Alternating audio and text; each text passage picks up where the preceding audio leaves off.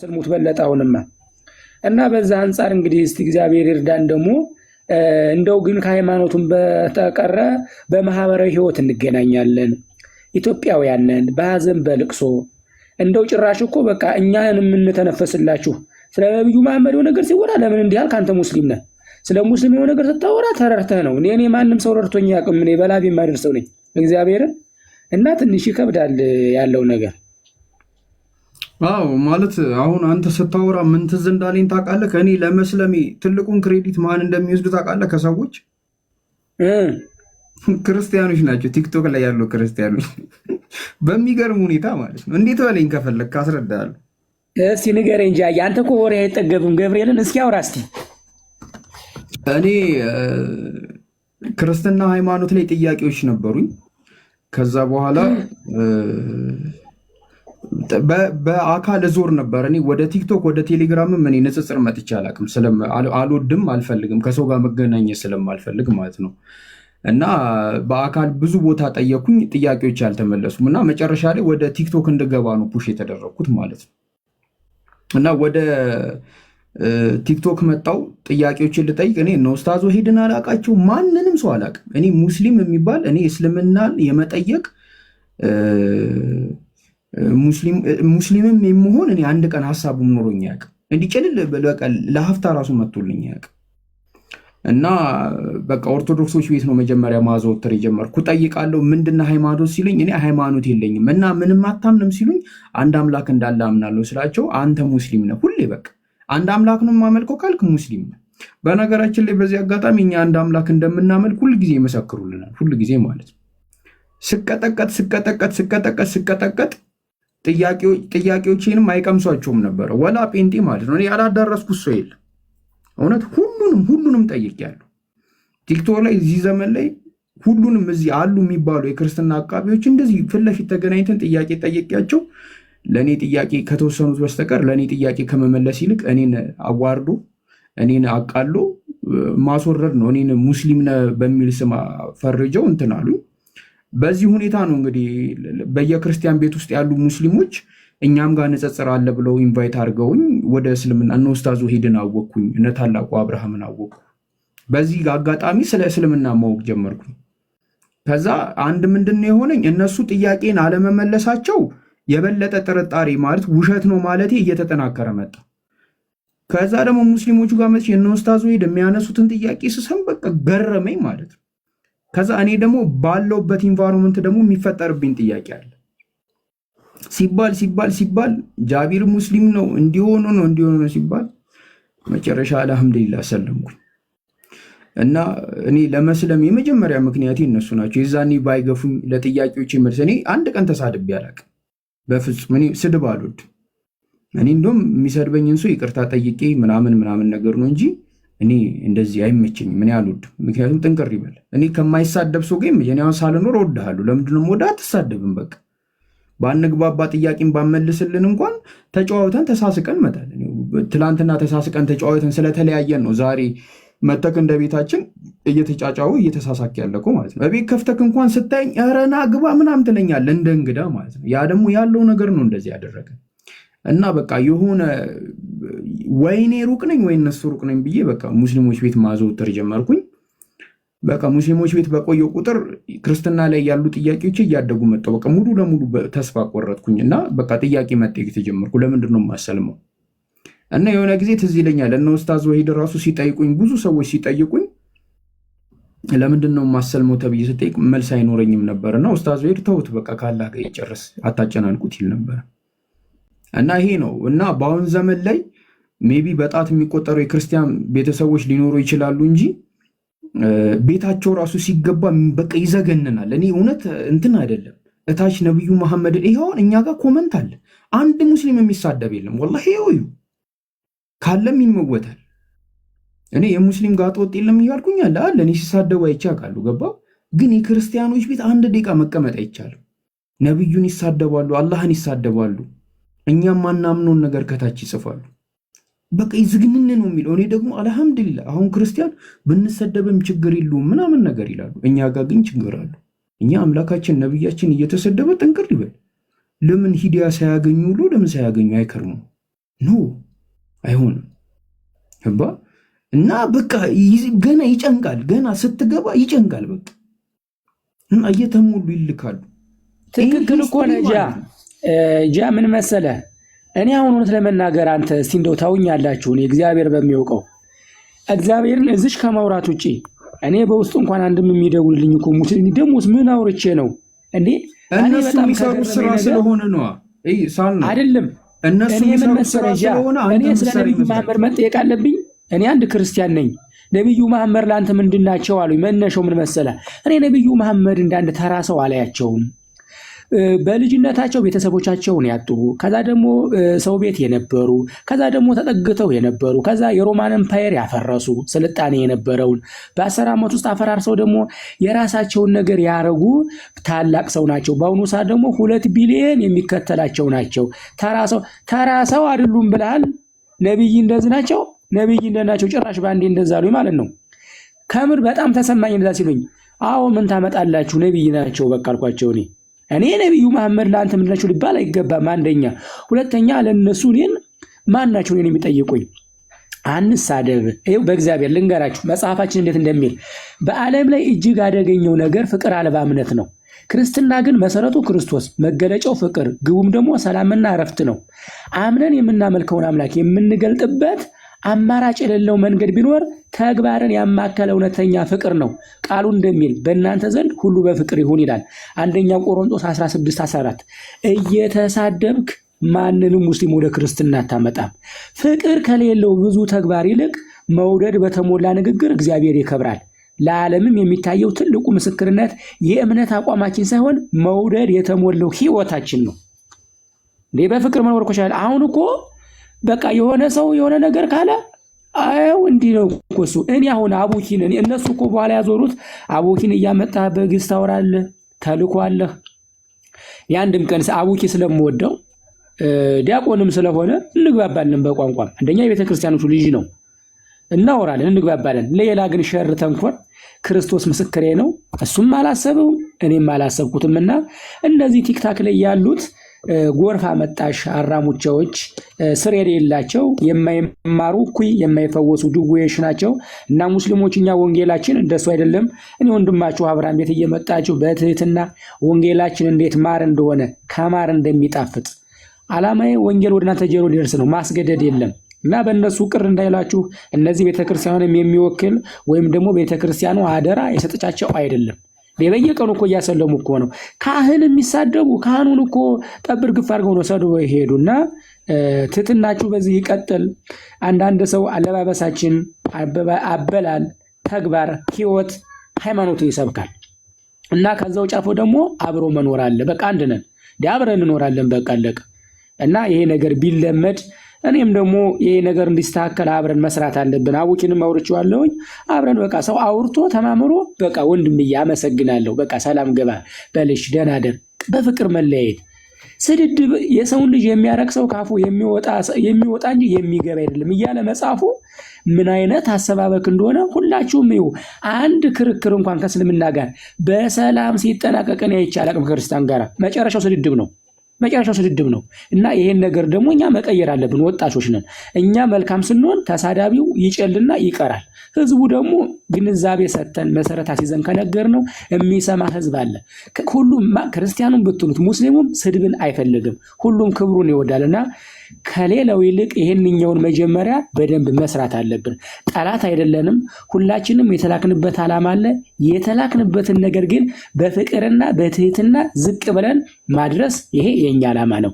ልንደባደብ ልንሰዳደብ የሚልቅ ማንም አምላክም የለም፣ መሰረት ያለውም የለምና በዚህ ላይ ብንሰራ ደስ ይለኛል። ኡስታዝም ወንድማችን ጃም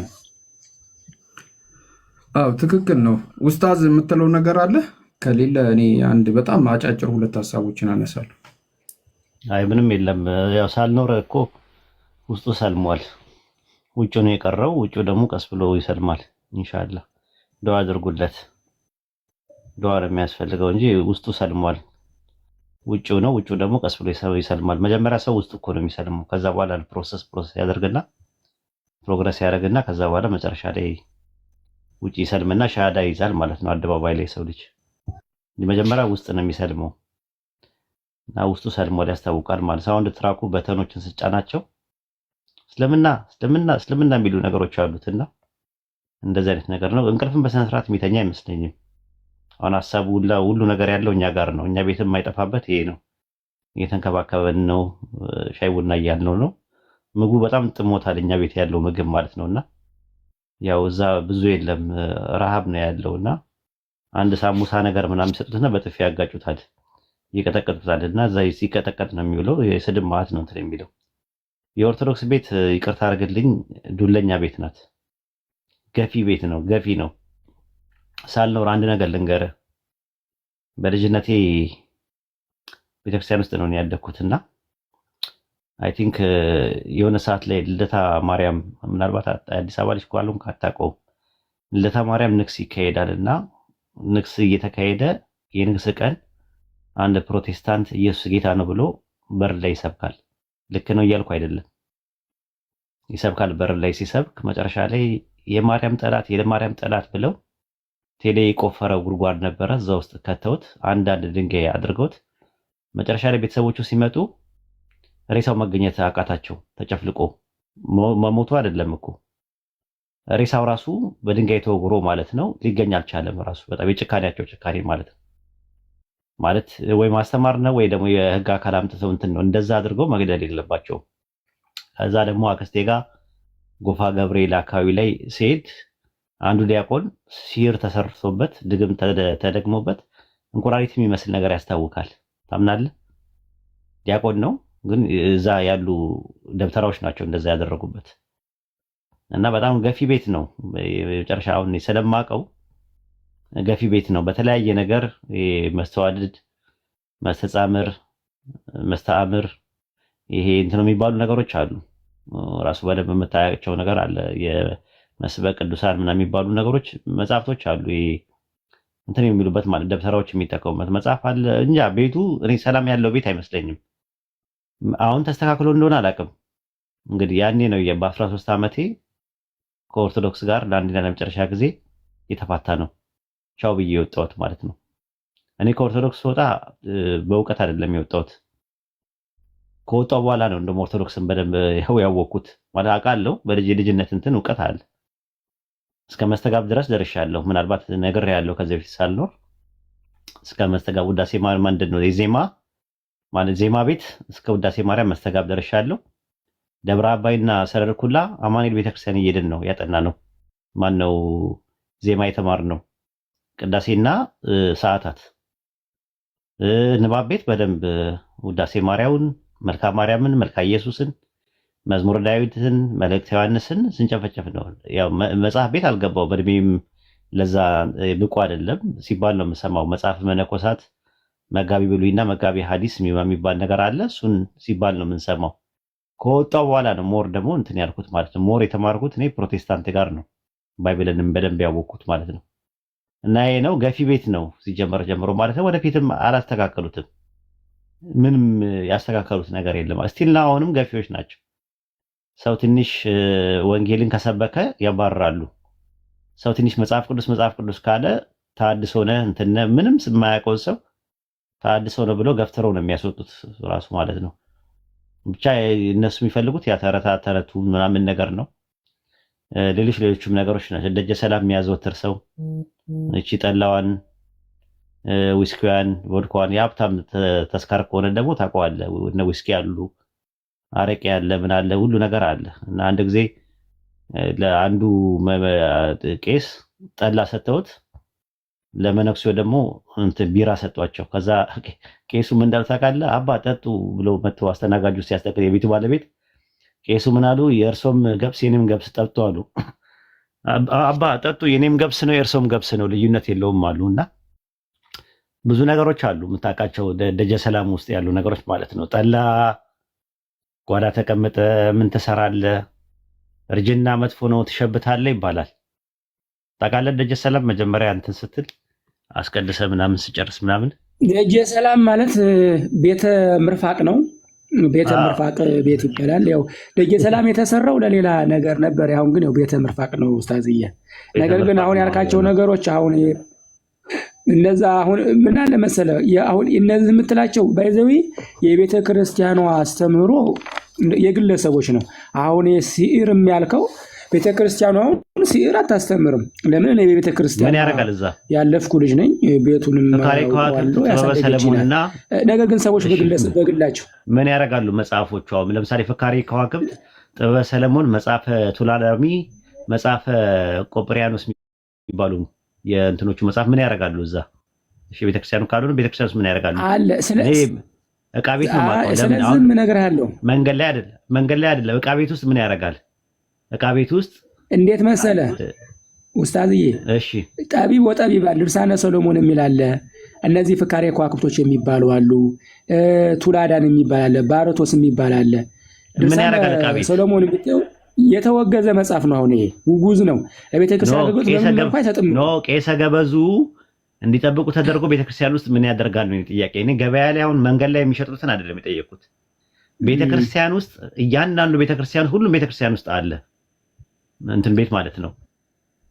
ድርሳነ ሰሎሞን ቤት ታውቃለህ? ድርሳነ ሰሎሞንም አለ። አዎ ድርሳነ እኔ የማውቀው ጊዮርጊስ አለ ጊዮርጊስ አለ፣ ልደታ አለ። እንደገና ደግሞ የአዲስ ገበያ እንትን አለ፣ ምንድነው ጥራልኝ፣ የእግዚአብሔር አብ አለ፣ ሩፋኤል አለ፣ ሩፋኤልም አለ፣ እግዚአብሔር አብም አለ። አዲስ አበባ ክፍለ ሀገር ከሌለ አላውቅም። እኔ የማውቀው እንግዲህ ይሄን ሁላ የምነግርህ የልጅነቴን ታሪክ ነው የምነግርህ። ፍካሬ ከዋክብት አለ፣ ጥበበ ሰለሞን አለ፣ መጽሐፈ ቱላማዲ አለ፣ መጽሐፈ ቆጵሪያኖስም አለ። ራሱ ምን ያደርጋል? ዕቃ ቤት ውስጥ ምን ያደርጋል? ቤተክርስቲያኗ ጋር ምን ያደርጋል? ራሱ ማለት ነው ምን ማለት ነው የሚለውን ነገር ልንገራቸው ለህዝቡ እንዲያውቅ። መስተአብድ የሚባል አለ። መስተአብድ ማለት የሚያሳብደው ነው።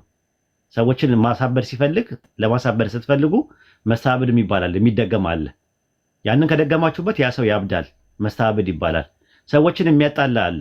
ሰዎች የተፋቀሩ ሰዎችን ማጣላት ሰው ከፈለገ መስተጻረር የሚባል አለ፣ የሚደገም። አንድ ሰው ደግሞ እምቢ ብላው ሴትየው አልፈልግም ካለችው መስተዋድድ የሚባል አለ፣ የሚያዋድድ። የሚያጣምር አለ፣ መስተጻምር የሚባል አለ። የሚያሳውቅ አለ፣ መስታምር። ትምህርት አልገባ ያለ ሰው አበሾ ይወስድና እንትን ይላል ማለት ነው። ይሄ ሁላ ያለው ቤተክርስቲያን ውስጥ ነው ያለው። ለምን ያደርጋል ነው የኔ ጥያቄ። ምን ያደርጋል ቤተክርስቲያን ውስጥ? እኔ ገበያ ላይ መንገድ ላይ ከቤተክርስቲያን ውጭ የሚሸጡትን አይደለም የምለው። ቤተክርስቲያን ውስጥ ምን ያደርጋል? ዕቃ ቤት ውስጥ በቀደም ራሱ ሲነገረ ሰለስቱ አጋዕዝት የሚባለው ሰይፈ ስላሴ የሚባለው ቤተክርስቲያን ውስጥ ነው ያለው። መንገድ ላይ አውጥተው የሚሸጡት ቤተክርስቲያኗ ፈቅዳላቸው ነው፣ እናውቃለን። ሃይማኖት አይመሰረትበትም ካላችሁ ምን ያደርጋል ቤተክርስቲያን ውስጥ? የኛ ጥያቄያችን እሱ ነው። ምንድነው ምን ያደርጋል እዛ ውስጥ? ራሱ ሀብቱላ የሚያመጣውላ አለ፣ ባለ ሀብት የሚያደርጋል፣ ሀብታም የሚያደርጉላ አለ። መጨረሻ ላይ ያሳብዳል እንጂ ሀብታሙላ የሚያደርግ አለ። ራሱ ገበያው ራሱ እንዲዘራ የሚያደርግ አለ፣ የሚደገመው በደንብ እንትን የሚለው ማለት ነው። መጽሐፈ እሺ ጨርስ። እሺ አመሰግናለሁ። በአፍ ላይ እንዳልቆም ብዬ ነው፣ ይቅርታ አድርግልኝ ታዝዬ። እነዚህ አሁን ያልካቸው ኡስታዝ የግለሰቦች እንጂ የቤተ ክርስቲያኑ አይደለም። ምክንያቱም እኔ ነገም ከነገ ወዲያም ሄደን ማየት ስለምንችል ማለት ነው። እነዛው ያልካቸው አሉ ወይ ያልከው? አዎ አሉ መጽሐፎቹ። ግን በቤተ ክርስቲያን ማን ያስገባቸው? አሁን ካልካቸው አይ አልገቡም ኡስታዝ። እነዚህ እኮ እኔ እኮ አሁን ይሄ ቤተ ክርስቲያኗ ድግምት ጥንቆላ አትፈቅድም። ሰዎች በግለሰብ የሚሰሩ መዝገቤት ዕቃ ቤት ውስጥ ምን ያደርጋል? ከነዋይ ቅድሳቱ ጋር አብረው ምን ያደርጋሉ ነው የኔ ጥያቄ። እንግዲህ ኡስታዝዬ ይሄኛው የሚቀመጥ አሁን ለምሳሌ ድርሳነ ሰሎሞን የጻፈው ድርሳነ ሰሎሞን አሁን ተወግዟል በማኅበረ ቅዱሳን። በነገራችን ላይ በተለይ አሁን ላይ ጠያቂ ትውልድ ሲመጣ ቤተክርስቲያን ተወግዟል። ድርሳነ ሰሎሞን ማን ያወገዘው? ማኅበረ ቅዱሳን እንዳገዙት ተነግሯል። ማኅበረ ቅዱሳን ሲጀመር የማውገዝ ስልጣን አላቸው እንዴ? ምን ያውቃሉ? ተወግዟል ማለት እኮ የክህነት አይደለም እኮ ይሄ፣ እንዳገዙ የተከለከለ ሲሆን ይደረጋል። ምን አገባቸው? እነሱ ማውገዝ አይችሉም። ራሱ ቤተክርስቲያኑ ያላወገዘችውን ማኅበረ ቅዱሳን ማለት ሲጀመር ማኅበረ ቅዱሳን የሚባል እኮ አይታወቅም። ራሱ ቅርብ ጊዜ የተመሰረተ ነው አሉ። ከጥንትም ጀምሮ የነበረ አይደለም። ማኅበሩ ከጥንትም ጀምሮ ነበር። ማኅበረ ቅዱሳንና ማኅበረ እመብዙኃን የሚባለው አንደኛው እንደውም ተሐድሶ ሆኖ ነው የተባረረው ማኅበረ እመብዙኃን የሚባለው። ስለዚህ ሰዎች የመሰረቱት ማኅበር የጽዋ ማኅበር ነው። የጽዋ ማኅበር ሊያወግዝም አይችልም። ምን አገባቸው እንዳል የሚያውቁት። እኔ የምለው ቤተክርስቲያኒቷ ወይም ሲኖዶሱ አውግዟል። እነዚህ መጽሐፍቶች አውጡና ጣሉ ብለዋል ወይ ሲኖዶሱ? ድርሳነ ሰሎሞን ተከልክሏል። ድርሳነ ሰሎሞን ኖ አይ የተከለከለው ይላል። በቅርብ ቀን እንደውም የዛሬ 6 ወር በሆነ አካባቢ ላይ የሆነ መጽሐፍ ነው የተወገዘው እንጂ ድርሳነ አይ እሱማ ዮሐንስ ነው የዮሐንስ ነው እሱ ሕጸጽ ስላለበት ነው ከእንትን ጋር ሕጸጽ ስላለበት እሱ ነው ማለት ስለዚህ ጥበበ ሰለሞንና መጽሐፈ ቱላዳሚ ምናምን የሚባሉ መጽሐፈ ቆጵሪያኖስ የሚባሉ ቱላዳሚ ምናምን ታዲያ እነዛ ወደ ነገስት ምናምን የሚባሉ ታዲያ ጥበበ ሰለሞን ምናምን ነገር እስቲል ነው አሉ ቤተክርስቲያን ውስጥ ከወጡ ንገሩኝ በማስረጃ ሲኖዶሱ ያወገዘበት ንገሩ። እነዚህ ያልካቸው ችግሮቹ ነበሩ ወይ? አዎ ነበሩ። ግን ቤተክርስቲያኗ አይደለችም። ቤተክርስቲያኗ ጥንቋን አትቀበልም። ከነዋየ ቅድሳት ጋር አትቀበልም። ከነዋየ ቅድሳት ጋር ግምጃ ቤት ውስጥ ወይም ደግሞ ዕቃ ቤት ውስጥ ምን ያደርጋል? ቄሰ ገበዙ ለምንድን ነው ሊጠብቁ እሱን የተደረጉት? እስቲ ቆይ ልንገር ከአገልግሎቱ ኡስታዝ አሁን እንደው ለምሳሌ ቱላዳን ምን ይጠቅማል ለቤተክርስቲያን? እስቲ የሚጠቅመው አሁን ቱላዳን ጸሎት የሚጸለይ ነው በነገራችን ላይ ከሸያጢን ጋር የተያያዘ እኮ ነው ነገር ነው አይደል እንዴ? ከሸያጢን ጋር የተያያዘ ነው። ህቡስም ነው መተትና ድግምት ምንድን ነው? ህቡስም ያለበት ነው። ህቡስም ያለበት ታዲያ ለምንድን ነው የሚያሳብደው የሚያጣላው የሚያፋቅረው? እሺ አንተ ታምናለህ? አልገባም ሲል ትምህርት አልገባም ሲላቸው ሰዎች ለትምህርት የሚደገመውን ታውቀዋለህ? በሚገባ ታውቀዋለህ ሳይሆን እኔ አላውቀውም፣ ግን እንደሚደረግ አውቃለሁኝ። እኔ ጠንቅቄ አውቃለሁኝ እንደሚደረግ አውቃለሁ። እኔ ትክክል ነህ፣ አልዋሽህም አንተ። ነገር ግን ከቤተ ክርስቲያኗ ፍቃድ አግኝተው ነው ታልክ፣ እንደዛ የለም። ቤተክርስቲያኗ እኮ ኦፊሻሊ እኮ ነው። እኔ ኦፊሻሊ ቤተክርስቲያኗ ይሄ መጽሐፍት የኔ መጽሐፍት ነው አለች አይደል? ምን እኔ ጥያቄ ግምጃ ቤት ውስጥ ወይም ደግሞ ዕቃ ቤት ውስጥ በቄሰ ገበዝ በሚባሉ በስነ ስርዓት በነገራችን ላይ እኔ እንትን የተማርኩት የንባብ ቤት የተማርኩት ቄሰ ገበዝ ናቸው። እኔን ሲያስተምሩኝ የነበሩት ቄሰ ገበዝ የነበሩ ሰው ናቸው ሲያስተምሩኝ የነበሩት። በዛ የተነሳ ነው እነዚህ መጽሐፍቶች እዛ ውስጥ ያሉ። ለምን ምን ያደርጋሉ? መልስ የለም። እኔ እስካሁን ድረስ መልስ አላገኘሁለትም። ቤተክርስቲያኗ ውስጥ ሁሉም ቤተክርስቲያን ውስጥ እዛ ግምጃ ቤት ውስጥ ከንዋየ ቅድሳን ጋር ከተቀመጠ ላይቀር አሁን ለምንድን ነው ቤተክርስቲያኗ በሲኖዶስ ደረጃ ያላስወጣችሁ የሚል ጥያቄ ነው ያለኝ። እንግዲህ ይሄን ይመስላል። እኔ በነገራችን ላይ ገፊ ቤት ነው። አንተ እዛ ቤት እንትን ካልክ ጥሩ ነው። ግን ገፊዎች እንደሆኑ ብዙ ሰዎች ጴንጤ ሳይሆኑ ጴንጤ ናችሁ ተብለው ነው የወጡት። የዘር ጉዳይ አለ ራሱ በጣም የዘር አደገኛ የእንትን ጎጃሜና ጎንደሬ የሸዋ የምናምን ወለየ የተባለ ክፍፍል ሁላ ነበረ እኔ ሳቀው ማለት ነው። ከዛ ደግሞ ትግሬ ከሆነ ደግሞ እንደዚሁ ችግር ነበረበት። ሌላ ኦሮሞቶ እንደ ሰውም አይቆጠርም ቤተክርስቲያን ውስጥ የምናውቀው ነገር ነው። የኦሮሞ እንትን ኦሮሞ ማለት እንትን ነው ተብሎ ነው የሚታሰበው። ያው ከሻንቅላ ጋላ ምናምን ከሚለው ጋር ተመድቦ ነው። ጋላ ማለት ደግሞ ታውቃለህ ሌላ ትርጉም ነው እሱ ኡስታዝ፣ ሌላ ትርጉም አለው። ይሄኛው አሁን ያልከው ሌላ ትርጉም። ጋላ ማለት ትርጉሙ ትክክለኛው ትርጉሙ ልንገርህ። ጋላ ማለት ኦሮሞ ማለት አይደለም። ትርጉሙ ቆይ ልንገርህ። አባ ጊዮርጊስ ዘጋስጫ ጊዜ ጋላ ማለት አረማዊ ማለት ነው ትርጉሙ። የማያምን ከሃዲ ማለት ነው ትርጉሙ። በኋላ ላይ ግን ኦሮሞዎችን ጋላ ብለው ያሉት የቤተክርስቲያን ሰዎች ናቸው። ታውቃለህ? አሁን ሰው ጋላ ሲባል ኦሮሞ ነው የሚያስበው። አይደለም፣ እኔ እንደዛ አይደለም። እኔ ስለማውቀው እኮ ነው ታሪኩን። ጋላ የሚለውን ስያሜ እንኳን ሰዎች አሁን የምትለው ኡስታዝ ኦሮሞዎችን ቤተክርስቲያኗን ለመምታት ያሰቡ ሰዎች ያሉት እንጂ ቤተክርስቲያኗ አቃፊ ኩላዊት ቤተክርስቲያኗ የማትለውን ትላለች ማለት ራዕይ ማርያም ላይ ለአባ ጊዮርጊስ ዘጋስጫ ማርያም መታ ሲኦል ውስጥ አሉ ብላ የነገረቻቸው ማን ነው የተጠቀሱት? እዛ ላይ ሻንቅላ ጋላና እስላም አይደል ያለው መጽሐፉ ላይ ማርያም። እነዛ ጋላ የሚለው ተተርጉሟል እኮ ታዲያ ጭፍራ ወታደር ጭፍራ ማለት ነው እኮ ነው የተባለ ማለትም ነው። አረማዊ በሚለውን ነገር ግን ጋላ የሚለውን ስም ለኦሮሞ እንደ ማብሸቂያ ስም አድርጎ የተጠቀመው እነማን ናቸው?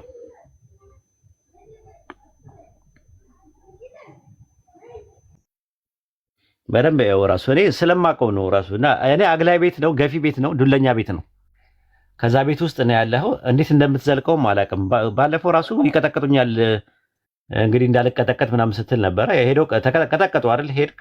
ስትሄድ እነዚህ እኮ ቲክታክ ላይ ያሉት እኮ ተራ ናቸው ኡስታዝዬ። እኔ ግን ቤተክርስቲያን እንደ ቤተክርስቲያን አንተ እንዳልካት አይደለችም። ሰዎች እንደ ግለሰብ አለ ካልከ ግን ትክክል ነህ።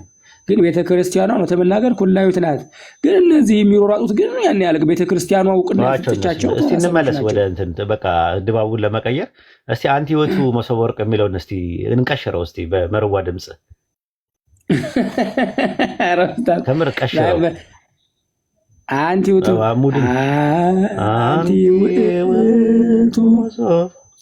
ቀጥል መሶበ ወርቅ ንጹህ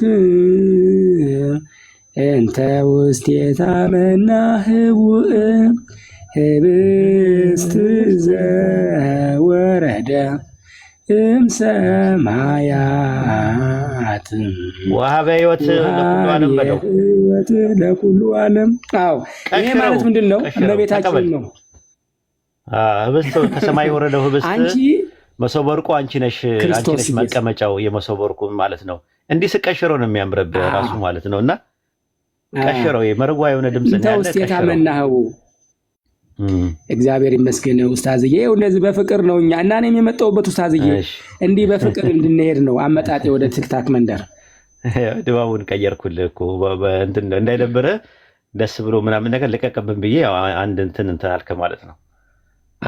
እዝልና ግዕዝ ሀራራይ ትችላለህ? ሀራራይ ለምሳሌ የሚባል ዜማ አለው። ትችላለህ ሀራራይ? አዎ ሀራራይ የሚጮሃል ለምሳሌ ሀራራይ ከባድ ኢየሱስ ክርስቶስ ወልደ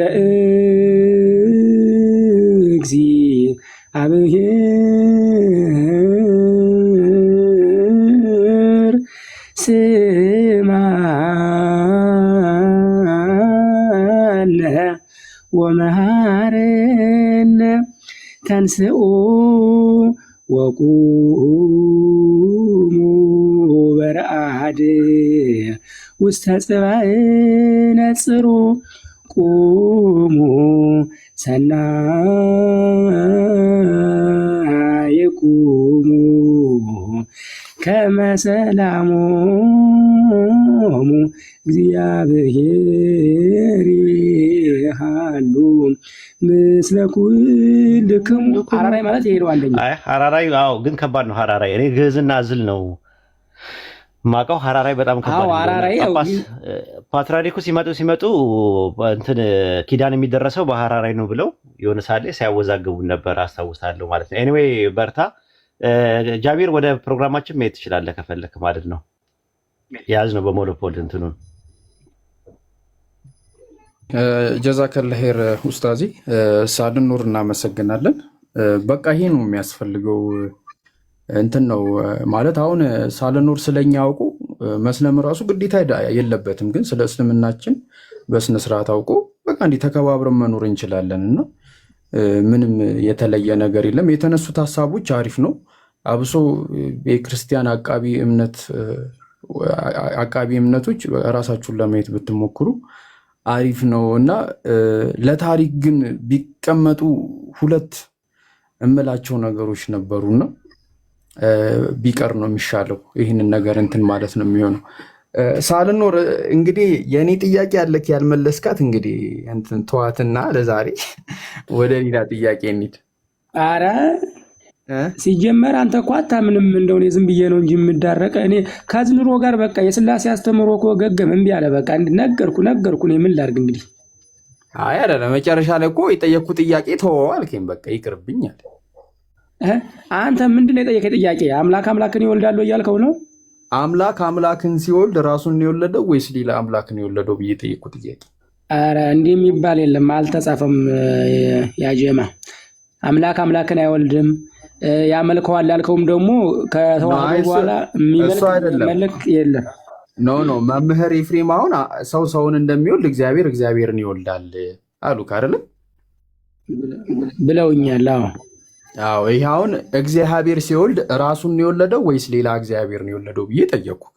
አሁን እሱ ለኔ እናንተ ያቆም ነው ቃሉ ነው የወጣ ቃሉ ነው እኮ ቃሉ ወለደ ስንል ግን እንዴት ነው?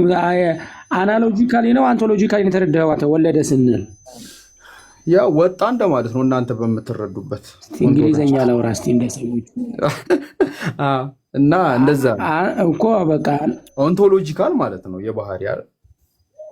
መገኘት ማለት ኦንቶሎጂካል በቃ ወጣ ነው እንደኛ መገኘት ነው። ያ ማለት ቃሉ ነው ከሱ ወጣ ነው። ሌላ የሚወጣ የለም። ቃሉ ከሱ ወጣ ተገኘ ነው። መገኘት ነው ቃሉ ወለደ።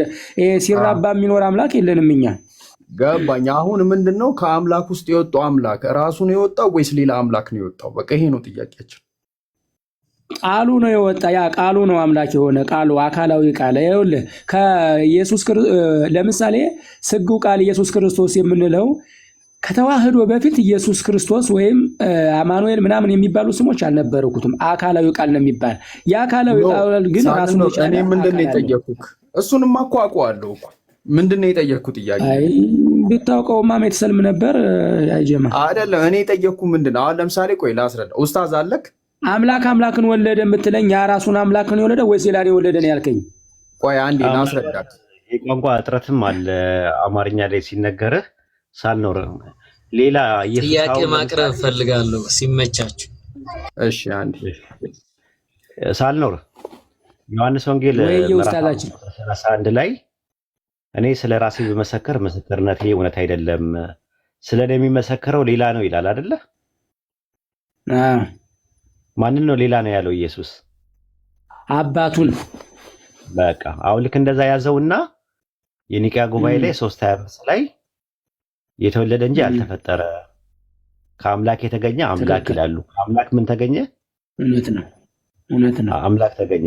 ስለዚህ ያ ያስገኘው አምላክና የተገኘ ራሱን ነው ያስገኘው ወይስ ሌላ ነው ሲል አናዘር ኦፍ ዲፈረንት ካይንድ በሚለው ሳይሆን አናዘር ኦፍ ዘ ሴም ካይንድ በሚለው የያዘውና አምላክ ራሱን ነው የወለደው ወይስ ሌላ ነው የወለደው ነው ጥያቄው። አምላክ ሲወልድ አብ የሚባለው ቃሉ ወጣ ከሱ ወጣ ቃሉ ገባኛ ወለደ የሚለው ትርጉሙን አይደለም የሚፈልገው እሱ ኖ አይ እሱ በመቀዳደምም አልጠየቀህም። ስለ መቀዳደምም አልጠየቀህም። መወለድ ማለት ትርጉሙ ምንድነው ብሎ አልጠየቀህም። የጠየቀ ጥያቄ ምንድነው እግዚአብሔር አብ ሲወልድ የወለደው ራሱን ነው የወለደው ወይስ ሌላ ነው የወለደው? ራሱን ነው የወለደው ወይስ ሌላ ነው የወለደው? አካላዊ ቃልን ገባኝ። ግን ሌላ ነው የወለደው ወይስ ራሱን ነው የወለደው? ጥያቄው እሱ ነው። አይ አካላዊ ቃል ፍጹም መልክ ፍጹም አካል ያለው ራሱን በራሱ እንዴት ይወልዳል? ራሱን በራሱ እንዴት ይወልዳል? ኡስታዝ ጥሩ። ስለዚህ አምላክን ያስገኘው የወለደው ኦፍ ኮርስ በቃ እሱ ነው የእሱ ጥያቄ። ከዛ በኋላ ምንድነው የምታደርገው? አካል ዘማ አካል ባህሪ ዘም ባህሪ ነው የተወለደው አይደል? ሲወለድ አካል ዘማው አካል ስለዚህ ባህሪም ነው የተወለደው። አካል ብቻ አይደለም የተወለደው ከአብ ባህሪ አይወለድም። አንድ ባህሪ አለ እንዴ ይላል። ከአካል ተገኘ ከባህሪ ባህሪ ተገኘ ይላል። አካል ዘማ አካል ባህሪ ዘም ባህሪ የራሱ የሆነ አካል ዘማ አካል ቢል የራሱ የሆነ ባህሪ አትከፈልም። አንድ ለምሳሌ የወልድ ባህሪ የመንፈስ ቅዱስ ባህሪ የሚባል አስተምህሮ የለም። ባህሪ አንዲት ናት። ባህሪ አይራባም። መለኮትነት አይራባም። አይ መለኮትነት አይራባም። ባህሪ አይራባም። አንድ መለኮት አለ። የተወለደ ግን ልጁ የሆነ የማይቀዳደም በእኩል የሆኑ አላቸው ማለት ፀሐይቱ ስትወጣ ልክ ጨረቃዋም ብርሃኑም ፀሐዋም ሙቀቷም እንደወጣ ባንድ ወጡ ቃሉን ወለደን እንላለን። ሃይማኖተ አበው ላይ ምዕራፍ 78 ቁጥር 8 ላይ ከዓለም ሁሉ አስቀድሞ አካል ዘእም አካል ባህሪ ዘእም ባህሪ የተወለደው አለ። ከአካል አካልን ከባህሪም ባህሪም ነው የተወለደው። አካል ብቻ አይደለም የተወለደው። ባህሪም ከተወለደ ባህሪ ደግሞ ምንነት ነው አይደለ? ራሱን የቻለ ባህሪ ያለው ባህሪ ተወልዷል እያልከኝ ነው ኡስታዝ? ይላል። አዎ አካል ዘማ ሃይማኖተ አበው ላይ ነው የሚለው፣ እኔ አይደለም የምለው። ሃይማኖተ አበው ምዕራፍ 78 ቁጥር 8 ላይ ከዓለም አስቀድሞ አካል ዘእም አካል ከአካል አካል ተገኘ ባህሪ እም ባህሪ ከባህሪ ደግሞ ባህሪ ተገኝቶ ነው የተወለደው ነው የሚለው። ሃይማኖተ አበው ምዕራፍ 32 ቁጥር 19 ላይም አካል ዘእም አካል ባህሪ ዘእም ባህሪ ከአብ የተወለደ ተዋሃደ ይላል። ሃይማኖተ አበው ምዕራፍ 54 ቁጥር 21 ላይም ስለዚህ አብሲማዶስ ተባለ፣ ይኸውም ከሁለት አንድ የሆነ ማለት ነው ይላል። አብሲማዶስ የሚባል ነገር አለ። ውእቱ ብሂል አሃዱ እምክሌቱ ይለዋል። ትርጓሜውም ከሁለት አንድ የሆነ ማለት ነው። ስለ ወልድ ስለ ሚስጥረ ሥጋዌ ሲናገር እምቅድመ ዓለም ግን ባለው ነገር ግን ከዓለም ሁሉ አስቀድሞ አካል ዘእም አካል ባህሪ ዘእም ባህሪ ብሎ ነው ያስቀመጠው።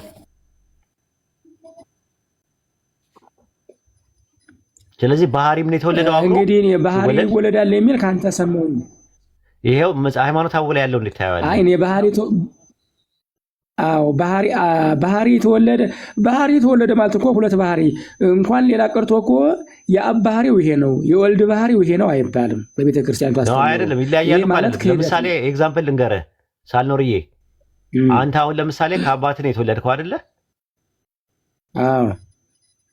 ስለዚህ አሁን አንተና አባትህ ስንት ሰው ናችሁ? ሁለት ነና። ስንት ባህሪ ያላችሁ? እኔ ራሴ ባህሪ ያለ አባቱም የራሱ አንድ ባህሪ። ኧረ አንድ ባህሪ ነው ያላችሁ። ተው እንጂ በምንነት ማለት አንተ ተጣጣ ያንተና የአባትህ ባህሪ ስለሚመሳሰል አንድ ምንነት ነው ያለው። አንተም ሰው ነህ፣ አባትም ሰው ነው። ሌላ ነገር አለ እንዴ? ዝንጀሮና ጥንዚዛ ነህ እንዴ?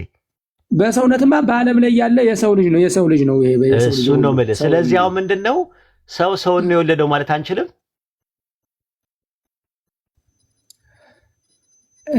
ሰውማ ሰውን ነው የሚወልደው። ልክ ነው። ሰውን ሲወልደው ምንነቱ ነው የሚወለደው ወይስ ማንነቱ ብቻ ነው የሚወለደው ከሰው? የሰውማ ማንነቱ ነው የሚወለድ። ስለዚህ በምንነት ግን አንድ ነው፣ አይነጣጠልም።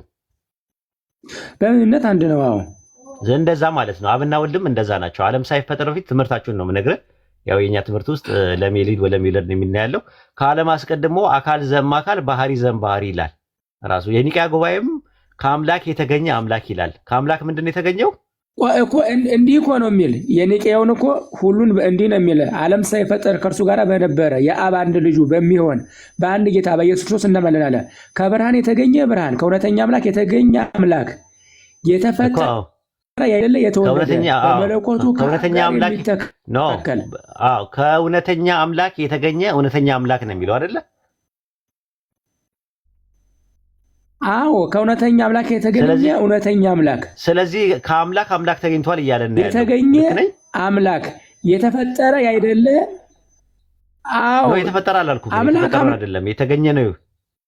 አምላክ ነው ኮልደ ትክክል እኮ ከአምላክ ተገኝቷል ይላል እኮ መጽሐፉ፣ ከአብ ጋር የሚተካከል።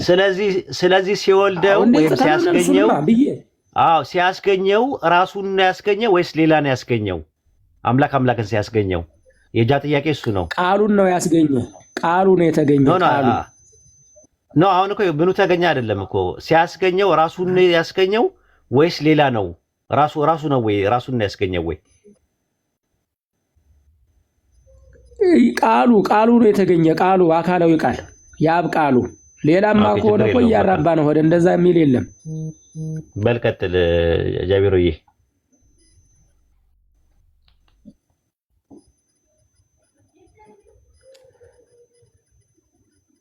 ከብርሃን የተገኘ ብርሃን ከእውነተኛ አምላክ የተገኘ አምላክ የተፈጠረ አይደለ የተወለደ በመለኮቱ ከአብ ጋር የሚተካከል ያጀማ። ይሄ ነው ኢየሱስ ማለት። ሌላ ነገር እንዳይዞርብኝ ይሄ ነው። እንደዛ ከሆነ ወልድ ማን ነው? አብ ወልድን የወለደው መቼ ነው? ዘመን አልተቆጠረለትም። ስለዚህ ከጊዜ በፊት ነው ወይስ በጊዜ ውስጥ ነው የወለደው? ቀን የለውም። ለዛ ገደብ የለውም። አባት የማይቀድመው ልጅ የማይቀድመው አባት እኮ ከጊዜ በፊት ነው ወይስ ከጊዜ በኋላ ነው የወለደው? ጊዜ ተቆጠርንበት። ለምን ፍጡር ነው አንንም እንደ ባንዳ ሀዱ ሀጂ ኡስታዛችን ነው። ዕብራውያን ምዕራፍ 1 ቁጥር 5 ላይ እግዚአብሔርም አለኝ አንተ ልጄ ነህ ዛሬ ወለድኩ ይላል። በጊዜ ውስጥ ነው የወለደው። ዛሬ የሚለው ዛሬ ነው። በቃ አለቀ። ዛሬ የሚለው ዛሬ ነው። ወለድኩ ከበርስ ዛሬ የሚለው ዛሬ ነው። ነገም ዛሬ ነው። ከነገ ወዲያም ዛሬ ነው። አይደለም። ሉቃስ ወንጌል 2:11 ላይ ዛሬ በዳዊት ከተማ መድኃኒት ተወልዶላችኋል ይላል። ዛሬ የሚለው ዛሬ የምትለዋ ቱዴይ ማለት ይሄ ደግሞ ለክርስቶስ በስጋው ሲወለድ ነው። ይሄ ለክርስቶስ። ስለዚህ ዕብራውያን 1:5 ላይ ያለው ዛሬ ወለድኩ የሚለው በስጋ ነው የሚነገረው። አውግስቲን እንደዛ ብሎ ነው ያስቀመጠው። እግዚአብሔር ኢየሱስን የወለደው በጊዜ ውስጥ ነው ወይስ ከጊዜ ውጪ ነው የወለደው? ከስጉ በኋላ ነው ወይስ? ኖ እግዚአብሔር አንተ ልጄ ነህ እኔ ዛሬ ወለድኩ ሲለው ዛሬ የሚለው ነገር በቱሞሮ እና በኢስተርዴይ መካከል ያለ ነው አይደል? ቱዴይ ማለት በትናንትናና በነገ መካከል ዛሬ ወለድኩ። አይቀዳደም። ዛሬ ታይም አይደል እንዴ? እግዚአብሔር ወልድን ሲወልደው አይቀዳደም። ዛሬ ቱዴይ የሚለው ነገር ታይም ነው ወይስ ታይም አይደለም?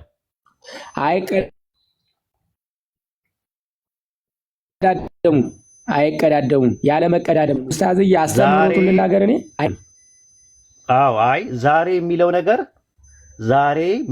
ዛሬ ወለድኩ ሲል ዛሬ የምትለዋ ነገር አት ሰርተን ፖይንት ታይምን አታመለክትም ወይስ ታመለክታለች? እኔ እስከ ኔትወርክ አስቸገረ። ምቀኛ በድረስ ኡስታዝዬ አባት የማይቀድመው ልጅ የማይቀድመው አባት መቀዳደም ካስፈለገው እንደዚህ የሆነ ሰዓት ይቀዳደም አለበት ማለት ነበረብን። ግን አባት የማይቀድመው ከስንፋስ ማን ነው ቀድሞ የተፈጠረው? ኡስታዝ አንተ ነው አይ መቀዳደም የምትመልሰው ከልልና ከስንፋስ ቀድሞ እንደ ባይብል ከሆነ አብና ወልድ ማለት በደንብ አድርገው ነው የሚቀዳደሙት። አንደኛ በጊዜ ውስጥ ነው የተወለደው፣ ሁለተኛ ነገር ደግሞ በጊዜ ውስጥም ነው የፈጠረው ራሱ። አሁን ወለድኩ ማለት ፈጠርኩ ማለት ነው። ፈጣሪ ጾታ የለውም። ዮሐንስ ወንጌል 4:24 ላይ መንፈስ ነው፣ ጾታ የለውም። ረቂቅና ምጡቅ ነው፣ ወንድም ሴትም አይደለም፣ ጾታ የለውም። ጾታ ከሌለው ፈጣሪ ወለደ ማለት ፈጠረ ማለት ነው ትርጉሙን ደግሞ የቱ ጋር እናገኘዋለን? መዝሙረ ዳዊት ምዕራፍ 90 ቁጥር 2 ላይ እናገኘዋለን። ተራሮች ሳይወለዱ ይላል። በማለት ነው ትርጉሙ። ዛሬ መጽሐፈ ምሳሌም ላይ ያለው አብሬ ተራሮች ሳይወለዱ ነው ተራሮች ሳይወለዱ አንተ ነበር ሲለው ተራሮች ሳይወለዱ ሲል ማለት ነው ትርጉሙ። ተራሮች ሳይወለዱ ምን ማለት ነው? ሳይወለዱ ማለት ቅድምናውን ነው የሚያሳይ። ተራሮች ሳይወለዱ ሲል ሳይወለዱ ሲባል ተራሮች ይወለዳሉ። ሳልፈጥር ገና ሳይወለዱ ሳልሰራ ማለት ነው። ስለዚህ መወለድ ማለት መፈጠር ማለት ነው ትርጉሙ። መወለድ የሚለው ካራይ ቃል ነው። አይ እኔ እንደ ባይብሉ ነው የሄድኩት። እንደ ባይብሉ መወለድ ማለት መፈጠር ነው ብሎ ነው ያስቀመጠው። አንተ መወለድ ማለት ትርጉሙ ምንድን ነው? መወለድ ማለት መፈጠር አለ፣ መገኘትም አለ። ኦኬ መገኘት ማለት ነው ብለን እንያዘው እኮ ኢየሱስ ከአብ ወለደው እኮ ኢየሱስ ክርስቶስ እንዳለው እናምናለን እኮ እኛ። ገባኝ። እምቅድመ ዓለም ከአብ ኢየሱስን ስላስገኘውና ስለወጣ ነው ተወለደ የተባለው ትርጉሙ።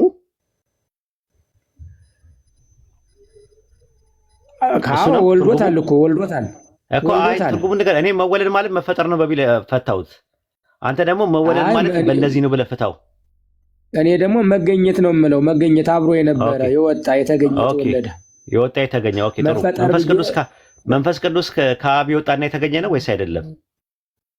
ከአብ ነው የወጣ። መንፈስ ቅዱስም የተገኘውም ከአብ ነው። ከአብ ነው የተገኘው የወጣው ማለት ነው። መገኘው አብ ነው። መንፈስ ቅዱስ ልጁ ነው የአብ የተወለደ ነው። እሱም መንፈስ ቅዱስ አልተወለደም፣ ሰራጺ ነው። ወጣ እንጂ ተወለደ አይባልም። የመወለድ ግብሩ መንፈስ ቅዱስ ሰራጺ ነው። ወልድ ደግሞ ስለዚህ መንፈስ ቅዱስም የተገኘና የወጣ ከሆነ ለምንድን ነው ልጅ ያልተባለው? መወለድ ማለት መውጣትና መገኘት ከሆነ መንፈስ ቅዱስም ከአብ ተወልዷል። ግብር የሚባል አለ።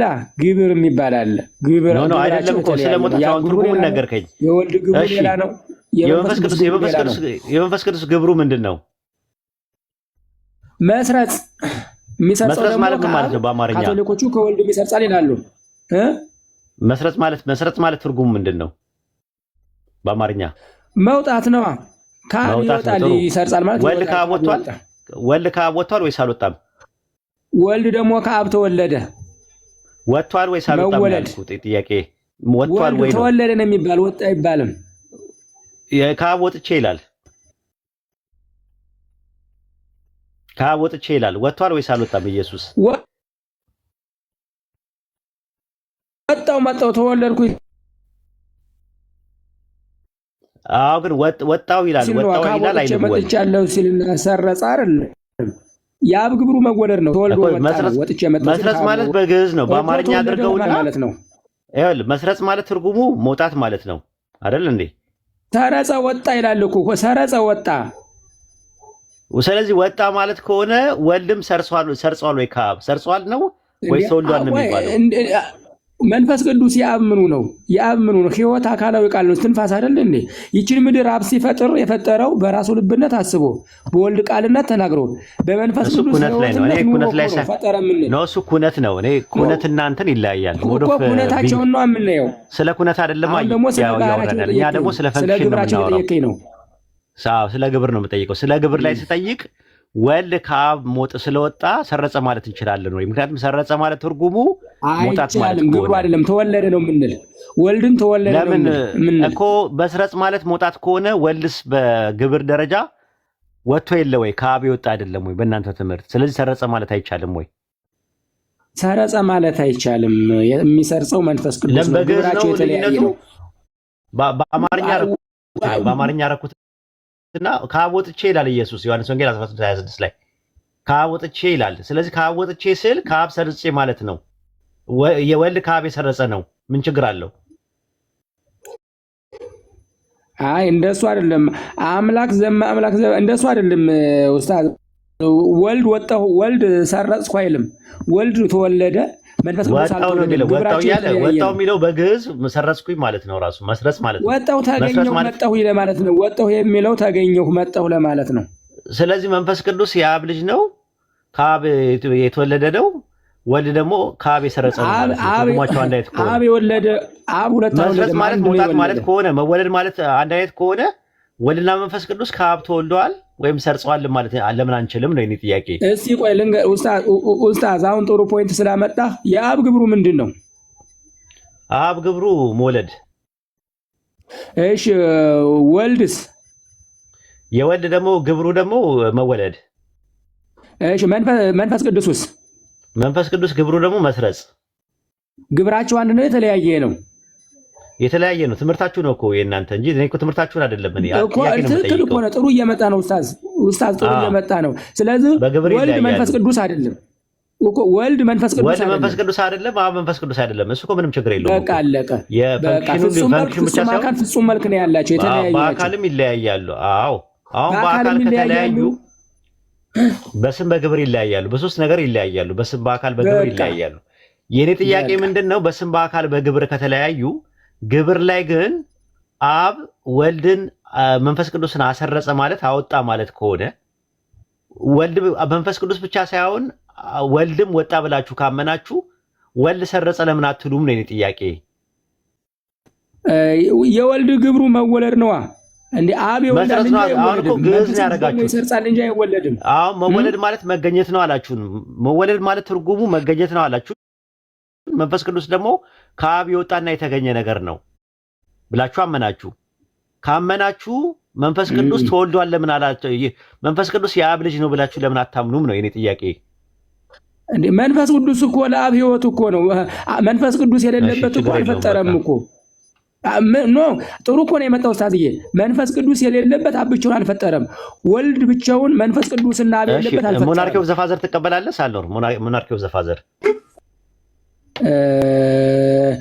እነሱን እንደ ኡስታዝ የዚቹ በአማርኛው አታረጋትም? ወደዚህ ሞናርኪ ኦፍ ዘ ፋዘር ማለት ጎርጎርዮስ ዘንዚናዙ ጎርጎርዮስ ዘኑሲስ ዘንዚናዙን ማን እንቀበላለን እንጂ እና የማን ነው የባስሊዮስ የቂሳሪያው ባስሊዮስ ሶስቱ የቀበድሲያ አባቶች የሚባሉት እነዚህ ሶስቱ ያስቀመጡት ሞናርኪ ኦፍ ዘ ፋዘር አለ። አብ አስገኝ ነው አንድ አምላክ። የተወገዙ አባቶች አሉ። የተወገዙ አባቶች አሉ። አልተወገዙም። እነሱ ሶስቱ አልተወገዙም። እነዚህ ሶስቱ ሞናርኪ ኦፍ ዘ ፋዘርን ያመጡት ናቸው አይደል? ትምህርቱን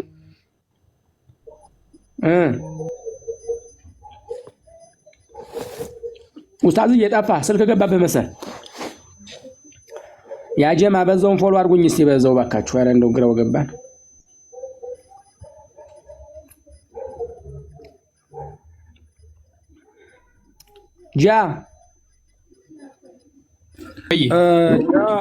አሰላሙ አለይኩም ወንድሜ። ወአለይኩም አሰላም ወራህመቱላሂ። ቀጥል አሌክስ።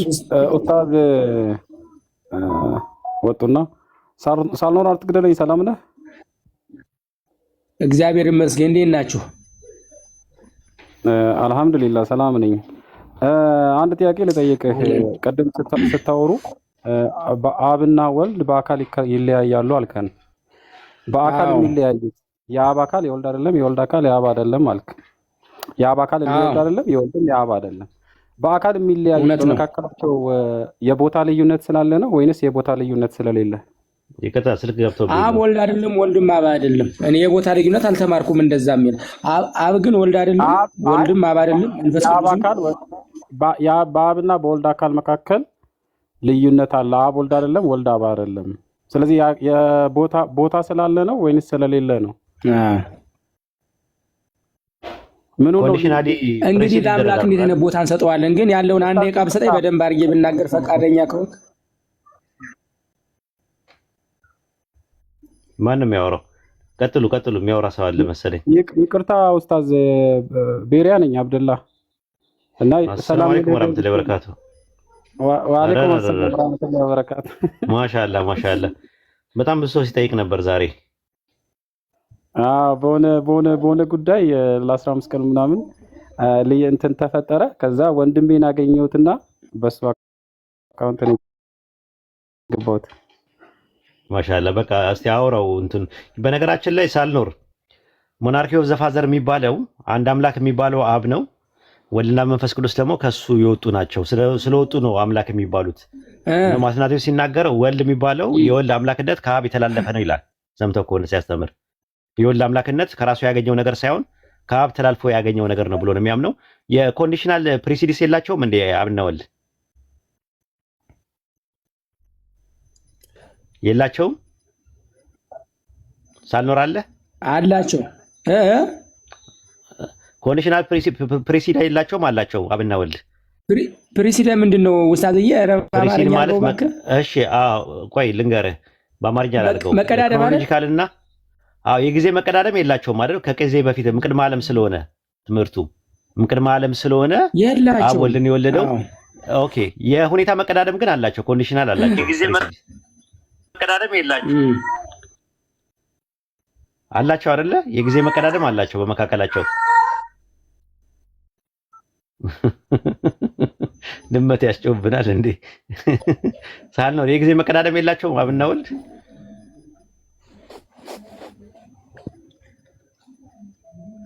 ሳልኖር አለ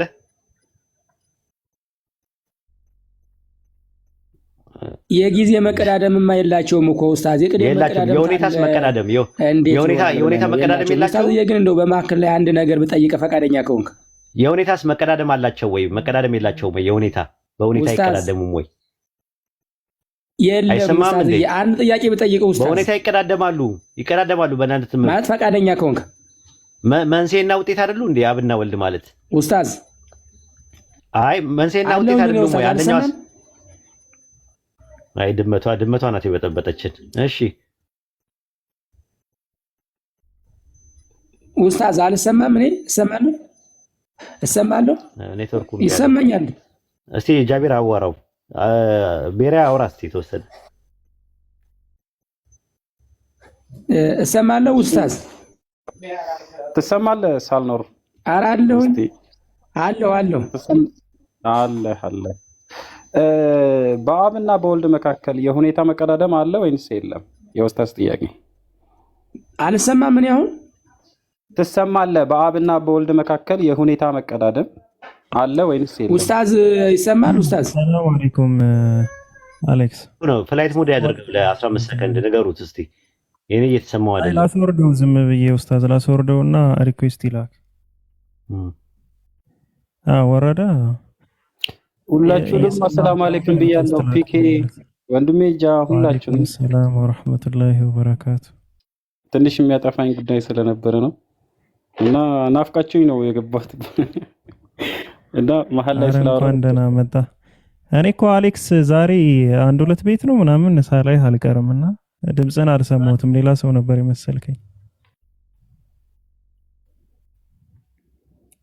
ኦኬ እና ደስ ብሎኛል ስላገኛችሁ በጣም በድጋሚ እና አሌክስን አገኘሁትና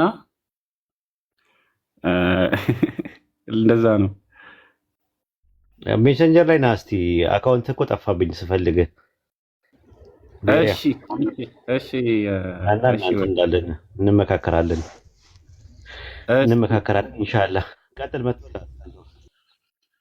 እሺ ሳልኖር ተመልሰሃል?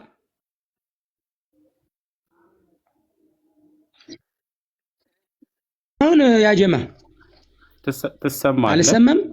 ትሰማለህ? ሳልኖር አልሰማም። ትሰማለህ ይሰማል ነው። እሺ አንዴ ኡስታዝና ጥያቄ ልጠይቀው ፈቃደኛ ከሆናችሁ ኡስታዝ ቆይ አንድ ጥያቄ ተጠይቀህ ነበር። በአብና በወልድ መካከል የሁኔታ መቀዳደም አለ። ኡስታዝ ወይድና ጥያቄ ለመጠየቅ ነበር። እሺ ሚውት ላድርገው። ኔትወርክ የኔ ኔትወርክ ይሆናል። አይደለም ሳልኖር ብሔራ እየተሰማው አይመስለኝም። የሁኔታ መቀዳደም የለም በአብና በወልድ መካከል የምንም መቀዳደም የለም። ኦኬ የሁኔታ መቀዳደም ከሌለ ከአብ የተገኘ እኛ አምላክ የተባለው እኔ ሲሰማኛል ኡስታዝ አንተን ከተሰማ የሁኔታ መቀዳደም በአብና በወልድ መካከል ከሌለ ሃይማኖተ አበው ላይ ወይንም ጸሎተ ሃይማኖት ብለህ ይዘው ተሰብስበው ላይ ከእውነተኛ አምላክ የተገኘ የተባለበት ምክንያት ምንድነው?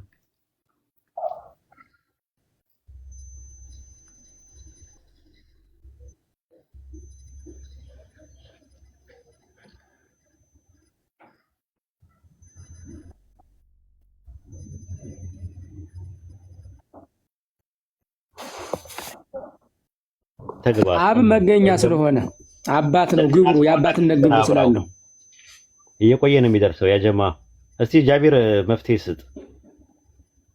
እሺ ሳልኑ የሚሰማ ከሆነ አብ የአባትነት ግብር ስላለው ይሰማል። ሳልኖር ይሰማል። አሁን ገና ነው እየሰማ ያለው። እሺ እንትን በሉ ኡስታዝ ከዮሐንስ ጋር ቀጥሉ። በቃ እሱ ነብይ ይቀጥላል ራሱ። እስቲ ዮሐንስ እንዴት ናችሁ?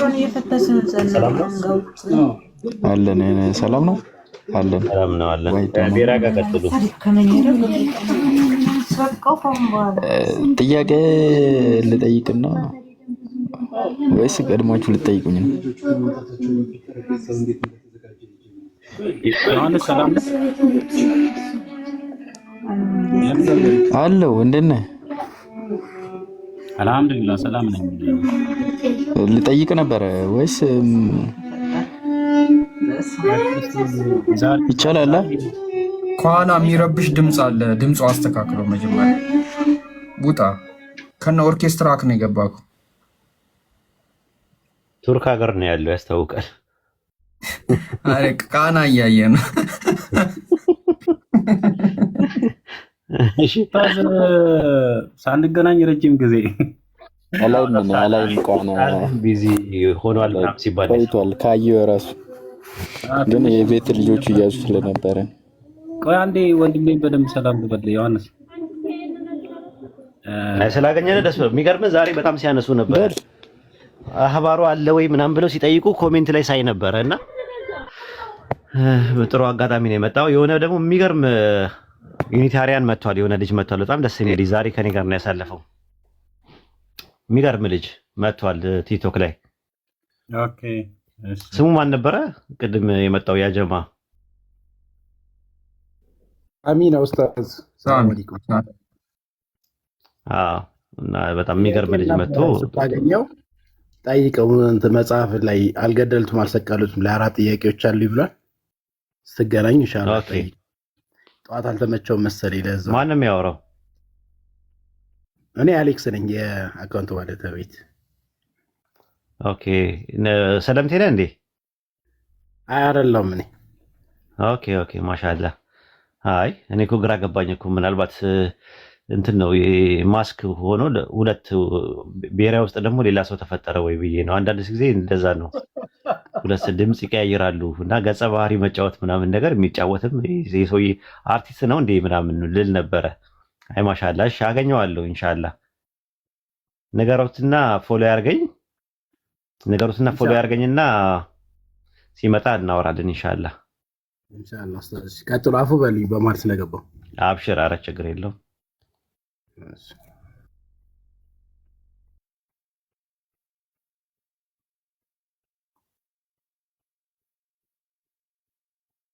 እውነተኛውም አለ። እስቲ እናወራ። እውነተኛው ሰላም፣ እንዴት ናችሁ? ወሂድ ጇ እንዴት ናችሁ? ሰላም ነው? ፒኬ ሰላም ነው? ሁላችሁንም እግዚአብሔር ይመስገን። በቃ ትፈለፍላለህ አይደለ? የሆነ ነገር ስንነግርህ ትፈለፍላለህ። አሁን እንትን ላይ ሰይፈ ስላሴ ዘሐሙስ ምዕራፍ 5 ቁጥር 22 ላይ ሰለስቱ አማልክት የሚል ቃል አገኘ አይደለ? ሰለስቱ አማልክት የሚል አገኘ አይደለ? አይንን ከፈትልልህ። የሐሙስ ሰይፈ ስላሴ በግዕዙ እንዴ በአማርኛ ላይ ካወቀው ገዢዎች ብለው ደብቀውታል። እድሜ ለሳልኑር ራሱ ይዞት መጣ። ሳልኑር እንትን ሲለኝ ነገርኩት ጥቅሱን። ከዛ በኋላ ግዕዙ የላቸውም። ያው አብዛኛውን ሰው ግዕዙ የለውም እና እኔ ግዕዙ አለኝ በፒዲኤፍ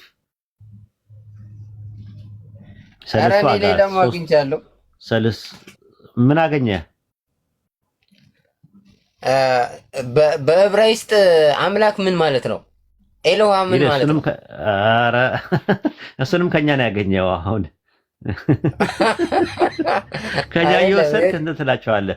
ኦሪት ዘፍጥረት ምዕራፍ 35 ቁጥር 7 ላይ ለአብርሃም ለያዕቆብ እግዚአብሔር ተገልጦለት ነበር ይላል እና ተገለጠ የሚለውን አማልክት ተገልጠውለት ነበር ይላል። እነዛ አማልክት የሚባሉት አብ ወልድ መንፈስ ቅዱስ ናቸው ተብሎ ነው የሚተመነው በስላሴ ትምህርት ማለት ነው። ስለዚህ ስላሴ አማልክት ናቸው ማለት ነው። ስንት አማልክት ነው? ጥያቄ አንድ አማልክት ዘፍጥረት አንድ ሙሉውን እኮ አማልክት ነው የሚለው። አዎ አምላክ ብሎ አምላክ የሚልበት አለ። ኤሎሃ በሚል ቃል የሚጠቀመው አለ በነጠላ። አዎ ግን አብዛኛውን አንድ ላይ ኤሎሄም ነው የሚለው። በረሺት ባራ ኤሎሂም ኤታ ሸማኢም በኤታ አሬስ ይላል። በመጀመሪያ ኤሎሂም ሰማይና ምድርን ፈጠረ ይላል። አሁን ይሄ እኮ ፈጠረ ነው የሚለው። እዚህ ጋር ግን ኦሪት ዘፍጥረት ምዕራፍ 35 ቁጥር 7 ላይ ግን ኤሎሂም ተገለጡ ነው የሚለው። ተገለጡ በብዙ ቁጥር ነው የሚናገረው። ስለዚህ ኤሎሂም ተገለጡ የሚለው የሚያመለክተው ስላሴን ነው ብለው ካሉ ስላሴ አማልክት ናቸው። አሁን ጥያቄ የሚነሳው ስንት አማልክት? አንድ አማልክት ሊሆኑ አይችሉም። ምክንያቱም አንድ አምላክ እንጂ አንድ አማልክት አይባልም፣ ቋንቋ አይፈቅድልንም። ብዙ አማልክት አይሉም እነሱ። ስንት አማልክት? 3 አማልክት ተብሎ ነው የተቀመጠው የሚሆነው ማለት ነው። ሞርሞን የሚባል እምነት ታውቃለህ? ሞርሞን የሚባል ክርስትና ታውቃለህ? አማልክት ሰማይ ላይ ያሉት አማልክት እልፍ አላፋት ናቸው። አምላክ የሆኑ አካላት ግን ለሰው ልጆች የተገለጡት 3 ናቸው። ማን? አብ ወልድ መንፈስ ቅዱስ ናቸው ብሎ ነው የሚያምኑት። ዘፍጥረት 1:26 እግዚአብሔር ንፍጠር ብሎ ሲል የሚላቸው ሌሎቹን ነው። አብ ሌሎቹን ነው የሚላቸው። ብዙ ቁጥር ነው ያላቸው። ከነዛ ውስጥ ግን ለሰው ልጆች የተገለጡት 3 ናቸው ብሎ ነው የሚያምኑት። አብ ወልድ በመጽሐፍ ቅዱስ ነው የሚያምኑት። በመጽሐፍ ቅዱስ ያምኑና ግን ብዙ ናቸው ነው እነሱ የሚሉት። የተገለጡት 3 ናቸው። ለምሳሌ እዚህ አሁን ገስ ላይ ያለን ስንት ነን? ስንት ሰው አለ ገስ ላይ? 8 አይደል? 8 ሰው ነው። ግን ገስ ላይ ያልገባ ስንት ሰው አለ? ታች 700 ምናምን ሰው አለ ምናምን። ልክ እንደዛ ማለት ነው። ለሰው ልጆች የተገለጡት 3 ናቸው። እኩል ናቸው። በመፍጠር ችሎታ እኩል ነው የሚሉት። በመፍጠርም በምንም እኩል ናቸው፣ ግን ብዙ ናቸው። ቁጥር የላቸው። ቁጥራቸው በጣም ብዙ ናቸው። ከዛ ውስጥ የተገለጡት ግን 3ቱ ብቻ ናቸው ብሎ ነው የሚያምኑት ሞርሞኖች። እንደዛ ነው ብሎ የሚያምኑት። ሌላ ያለ ምንድን ነው አዲስ ነገር? አዲስ ነገር እኔ አሁን ቸል ብዬ ነበረ። እንደዛ ነው ብሎ የሚያምኑት። ሌላ ያለ ምንድን ነው አዲስ ነገር?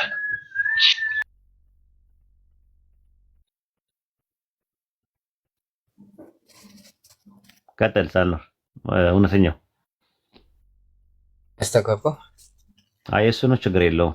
እዚህ አንዴ ይቅርታ ትቀጥላለህ ሳልኖር እኔ ነኝ አንዴ እኔ ጋይስ አሁን በወጣ 63 ሰድቦኛል። እኔ አንደኛ ራሴን ወክዬ ነው የመጣው። የሃይማኖት ተቋም መሪ አይደለሁም። በቃ እኔን ተውኝ። አሁን አንተ ወዳም ገብተህ ዝም ብለህ ሳትማር ትቀባጠራለህ። የገባኝ ነው የተናገርኩኝ። እኔ የተናገርኩት ቢሳሳትም ራሴ ነኝ እንጂ ቤተክርስቲያን አይደለችም። ኧረ ተውኝ። እኔም በመድኃኔዓለም እንዴ እኔ ቤተክርስቲያን ወክዬ አልመጣሁም። ኢንቦክስ ለምን አዘጋውም? ኧረ በስመ አብ አንዳንድ ነገር ሰው ወደ ስራ ስለሚሆን እንትን ሲለኝ ብዬ አድርገው። አይ በቃ ሌላ ነገር እኔ በዚህ እንዲያውቁ እኔ ሃይማኖት እኮ ይሄው እውነተኛውን ሙስሊም ነው እያሉ እንደውም ቤሪያ ነው ስሙን ቀይሮ በሌላ አካውንት እያሉ እኮ ሲያጨናንቁት ነበር። ቤሪያና እውነተኛው ድምጻቸው እኮ አይመሳሰልም ሲጀመር ጀምሮ ማለት ነውና በጣም ገራሚዎች ናቸው ያሉት እንትን ማለት ነው። እና ከዛ አንፃር ነው እንትን የሚለው እውነተኛውን ሙስሊም ነው እኮ የሚሉት። እኛ ቤት ገብቶ የወጣ ክርስቲያን ሙስሊም ነው የሚባለው። ያሰልሙታል። አይ አይደለም፣ እኔ እንዲያውቁልኝ እኔ ወክዬ አልመጣሁም። በቃ የራሴን ጠይቅ ነው የመጣሁኝ። በቃ እኔ ምንም እንደዛ ነገር አትበሉ። ራሴን ወክዬ ነው የመጣሁ። ሃይማኖት አገልጋይ አይደለሁኝ። የሚቆም ደሞዝ የለኝ። በቃ እኔን ፈታ አድርጉኝ። በቃ እኔ እንደፈለግኩ ነው መሆን የምፈልግ። ብራዘሮች እኔ ለቀቅ አድርጉኝ። ወክዬ አልመጣሁ። እኔ ደሞዝ እናንተ አትከፍሉኝ። እኔ ምን አገባኝ? እኔ ተቋም ወክዬ ስመጣ ነው መወቀስ ያለብኝ። አለቀ። ለራሴ ላውቅ ልማር ነው የመጣሁኝ እና እኔን ፍቱኝ። 60 ሰው ልቅ ፎሎ አታደርግም ሰድበት የምትወጣ ኧረ በኢየሱስ ስም። አዎ እንግዲህ እንደዛ ነው። ግን ዞሮ ያመንክበትን ነው የምታወራው አይደል? ሳልኖር በቃ እኔ መሰለኝ እኮ ነው የምናገር። እኔ ክርስቶስን ነው የምላችሁ። እኔ አሁን ብችል ኡስታዝ ወይድን ክርስቲያን ባደርገው ደስታዬን ተውት። እኔ እንጃ። እኔ እንዲያ ነው የምመጣ። ስመጣ ጃንም ለመመለስ አቦኪንም ለመመለስ ነው አመጣጤ። እኔ እዛ ስገባ ገብተህ ትቀባጥራለህ። የማታውቀውን ስህተት ሆነ ገብቶ ማስረዳት። ይሄ እኮ እንደዚህ አይደለም። ይኸው እኛ እየገባን ነው። ለእኛም ግን ኡስታዝ እንደው አንድ ነገር ይቅርታ እንጂ ለምን እንደው ከአንድ ክርስቲያን ጋር ብትወያይና እንደው ብናየው ያለውን አስተምሮም እኛ እኮ ደከምን። አሁን ይምጡ ችግር የለውም እኮ ቤታችን ክፍት ነው ብለናል። እኛ ምን ድብድብ አይደለም፣ እንወያይ ሐሳብ ነው እኮ የምንወያየው። አሁን አንተ ስትመጣ እውነተኛ ስትመጡ ሐሳብ ታቀርባላችሁ ወይ ተማምረን እንለያያለን። ተጠያየቅን ይኸው ጠየቅን። አንዳንድ ነገሮችን በሰላም እንለያያለን። ነመተው እንትን ይበሉ። 4 አይነት ስቴፕ አለ። ባክ ኤንድ ፎርዝ ዲያሎግ የሚባል አለ። ከዛ ሲሜትሪካል ዲያሎግ የሚባል አለ። ከዛ ዲስከሽን የሚባል አለ። ዲቤት አለ። 4ቱንም ይፈተሻሉ ማለት ነው እዚህ መተው ማለት ነው። እና ምንም ችግር የለውም ይምጡና ቤታችን ክፍት ነው 24 ሰዓት። አዎ አይ አንድ ሰው ያወራ ነበረ ስላንተ። አዎ መጽሐፍንም አይቶት ነበረና እንደው እኛም ሌላውም ተከታይ ምንትን ተሚል እንደው አላቂዎችን እያስገባ ነው የሚጠይቅ እኮ ምናምን ከመባልም በእርግጥ ለአንተ ዱዌት አዲስ አይደለም። በብዙ ቴሌቪዥን ላይ አይመጣ ያናግረኝ ችግር የለውም። ቴሌቪዥን ላይ እናሲ እንደው ካንዶች ጋር ችግር የለውም። ከማን ጋር ነው አይምጡ? ምንም ችግር የለውም። ድብድብ እኮ አይደለም ይሄ። እንትና ጋራ ብትወያይ አኬ የሚባለው ጋር አኬ ይምጣ፣ ምንም ችግር የለም። ግን ለአጩም ብቻ ትንሽ ይሰብስብ ይምጣ፣ ችግር የለውም። ግን ለአጩም እሱ አይሳደብም እኮ ነው። አይ ለአጩን ነው ያልኩት እኮ አልገባም። ለአጩን ነው እንጂ ያልኩት ስድብ አላልኩም። ለአጩን ነው አንደኛ ነገር። ሁለተኛ ነገር ደግሞ አፉን ስለሚያጣምም አልወያይም ብሏል ብሎ የዋሸበታል። እሱን ደግሞ ያልኩበትም ያመጣል ራሱ ማለት ነው። የዋሸበትም ማለት ነው። እሱን ነገሮች ያመጣና እኔ የት ቦታ ላይ ነው ከአንተ ጋር ወያያለሁ አልወያይም ብዬ የተናገርኩት? አፉን ስለሚያጣምም አልወያይም ብሏል ብሎ ያለበት አለ እና እሱን ያለበትንም አምጥቶ ከዛ ተማምኖ ማውራት ይችላል ራሱ ማለት። ሌላ ቦታ ላይ የሆነ ብሽሽት ነገር ሲያደርግ ስላ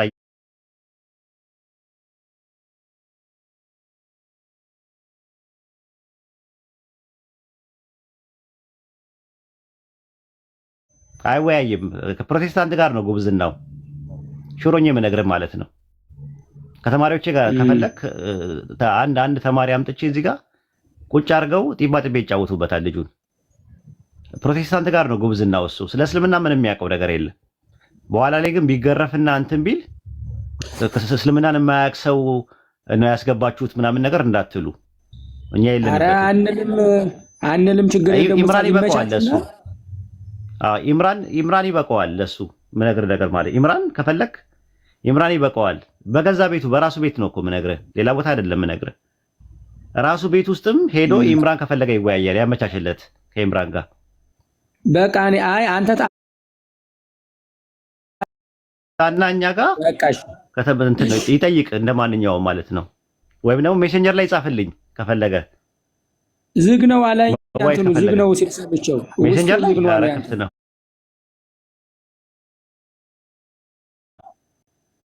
ሜሴንጀር ላይ ክፍት ነው። አዎ ማለት ሰው ሰምቼ ነው። አይ ሜሴንጀር ላይ ሁሉም የሚያገኘው ሜሴንጀር ላይ ነው ራሱ። ይኸው ቤሪያም ሙስሊም አንተም ከፈለግ ሜሴንጀር ላይ ናና ንገረኝ ያለውን ነገር እንደዚህ ነው ምናምን ብለህ ንገረኝና መጥቶ ተምሮ ጥያቄ ጠይቆ ምናምን ነገር አንዳንዴ እንትን ካለም ደግሞ ታብታብ ያደርጋል ታች ቁጭ ብሎ ተምሮ ውይይት ነው እንደማንኛውም ሰው የምታደርጉት ይሄዳል። ወይስ ጥያቄ? ውይይት በዚህ አጋጣሚ ይፈተናል እኮ ዝም ብሎ እኮ ውይይት እኮ ዝም ብሎ አይደለም። መጀመሪያ ባክ ኤንድ ፎርዝ ዲያሎግ ይደረጋል። ከዛ በኋላ ታይቶ ጥሩ አቅም ካለው ደግሞ ሲሜትሪካል ዲያሎግ ይደረጋል። ከዛ እሱ ታይቶ ከዛ በኋላ ዲስከሽን የሚባል ነገር አለ። ከዛ በኋላ ለዲቤት የምናበቃው። እንዲህም የሚባል አለ ደግሞ። አዎ አለ፣ እንደዛ አለ ራሱ ማለት ነው እንጂ ዝም ብሎ ከመሬት ተነስቶ አንድ ሰው ልወያይ ስላለ ብቻ ይወያያል ማለት አይደለም። እሱ ግብዝናው ፕሮቴስታንት ላይ ነው እንጂ ሙስሊም ላይ አይደለም። እና ይፈተሻል፣ በደንብ ይፈተሻል። አይ እፈራለሁ እዚህ ካለ ደግሞ የራሱ ቤት ውስጥ ውይይት ማድረግ ይቻላል። ኢምራን እንልከዋለን። አረ ችግር የለም። እንደው አንተም ሄደህ ቢሆን አንተ ሂድና እስኪ እንደው ከፈለገ ለምን ሄዳለሁ እኔ ለምን ሄዳለሁ? የሆነ ቤት አንፈልግም፣ ምን ችግር አለ? ጥሩ ለሁላችንም የማያዳላ ቤቶች ነው። ኦርቶዶክስ ቤት እኮ የስድብ ቤት ነው። አታውቀውም እንዴ? አታውቃቸውም እንዴ? ቴዲ ሐዋሳ ቤት የሚሳደቡት እኮ ኩታሮች ናቸው። ትላልቆች እኮ አይሳደቡም። አሁን ለምሳሌ ኩታሮች ጋር ምን አደርጋለሁ? መምህር ኤፍሬም አሁን ሲሳደቡ ሰምታችሁ ታውቃለህ? መምህር ኤፍሬም ይሳደባሉ። ከመምህር ኤፍሬም ጋር አሁን ተወያይ ብትለኝ ራሱ ከመምህር ኤፍሬም ጋር አልወያይም። ራሱ ለምሳሌ አልወያይም። አውላ ተወያይ ብትለኝ እሳቸው እስልምናው ላይ ያጠኑ ይለያየ እስልምና ነው ማጥናት እንደዛ ስለሆነ አዎ ዝም ብሎ ከማንም ሰው ሊወያይ ስላለ ብቻ አታወያየውም። መጀመሪያ ታየዋለህ፣ ይፈተሻል፣ ምን ይላል ምናምን ነገር። አዎ ሁለቱንም ሃይማኖቶች እንትን ይላል። አረብኛ ይችላል ማን ብለህ ትጠይቃለህ። ያው ለምሳሌ እስልምና ላይ ያጠኑ አረብኛ የሚችሉ ሰዎች አሉ። እስልምና ላይ ያጠኑ አይ ዮሐድ የሚባለው ልጅ ጎበዝ ነው እስልምና ላይ። አረብኛ አይችልም እሱ።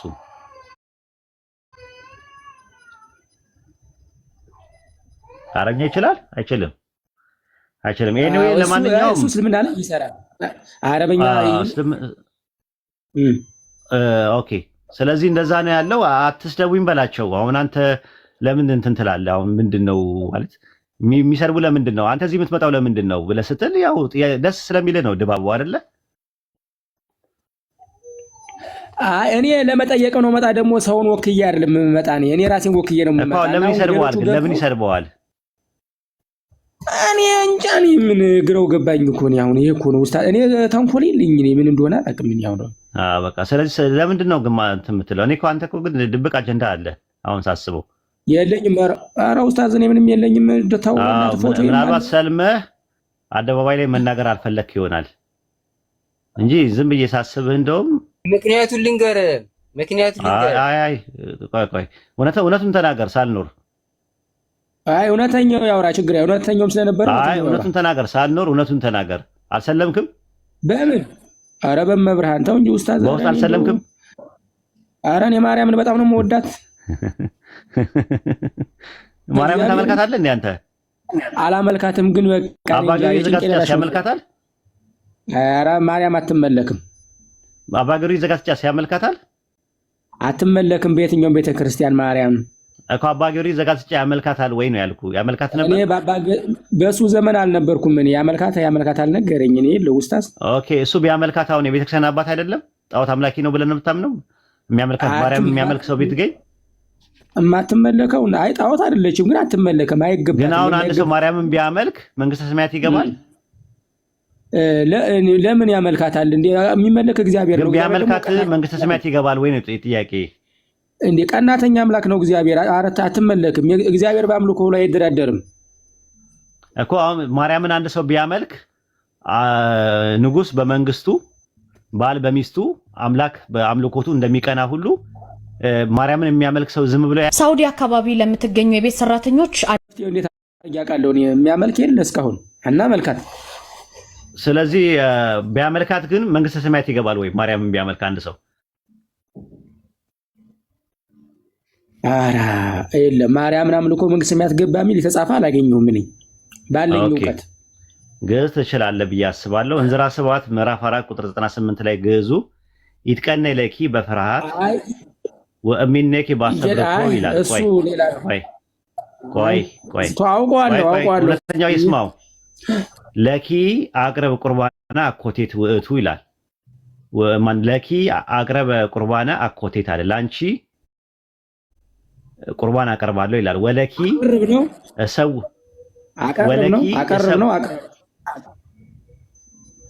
አቀርባው ለኪ አቀርብ ቁርባን አኮቴት ይልና ወለኪ ሰው መስዋዕት አምልኮ ይላል። ምን ማለት ነው? ለአንቺ የምስጋና መስዋዕት አቀርብልሻለሁ። አይደለም ልድገምልህ። ለምን ወለኪ አቀርብ አይደለም? ወለኪ አቀርብልሻለሁ። ሰው መስዋዕት አምልኮ ነው የሚለው። የአምልኮ መስዋዕት እሰዋልሻለሁ። ስለዚህ ለማርያም የአምልኮ መስዋዕት ይገባታል? አይገባም ለሷ። ይሄን ምን ታደርገዋለህ? እንዝራ ስባት ላይ ያለው ዳይፍ ነው ኡስታዝ፣ ዳይፍ ነው እሱ እኮ። ምን ታደርገዋለህ ነው የምልህ። ማለት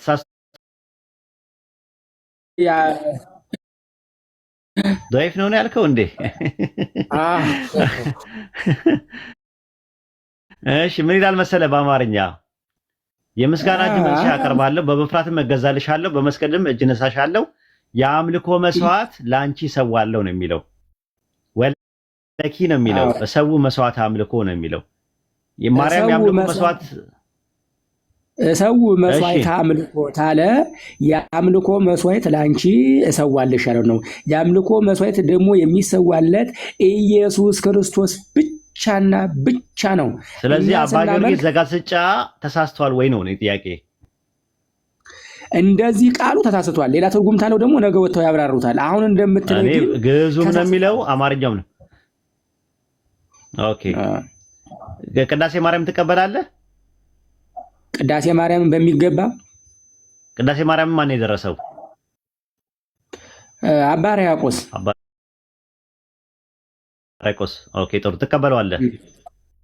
ግጥም አድርጌ ኡስታዝዬ እያሽቆረቆርኩ በአማራ ድምፅ። ቅዳሴ ማርያም ሲጀምር አኮቴተ ቁርባን ብሎ ለማን ነው የሚለው? አኮቴተ ቁርባን ዘደረሰ ላቲ አባ እንትን እያለ ይላል። በቃል ያላስኩትም እኔ እኮ አይ በደንብ ብታ አኮቴተ ቁርባን ለእግዝእትነ ነው የሚለው አይደል? ለእግዝእትነ እንግዲህ ማርያም ወላዲተ አምላክ። ስለዚህ ለማን ነው አኮቴተ ቁርባን የሚቀርበው ነው ያለው? ለእመቤታችን የተደረሰ ይሄ ቅዳሴ ማርያም የእመቤታችን የተደረሰ የምስጋና። ስለዚህ አኮቴት ይገባታል ማርያም ወይስ አይገባትም? አኮቴት ማለት ምን ማለት ነው እኮ? እሱን ነው የምልህ። አኮቴት ይገባታል ወይስ አይገባትም? ምስጋና እኮ ነው። አይኮት አመሰገነ ምስጋና እኮ ነው። አይደለም አኮቴተ ቁርባን ነው የሚለው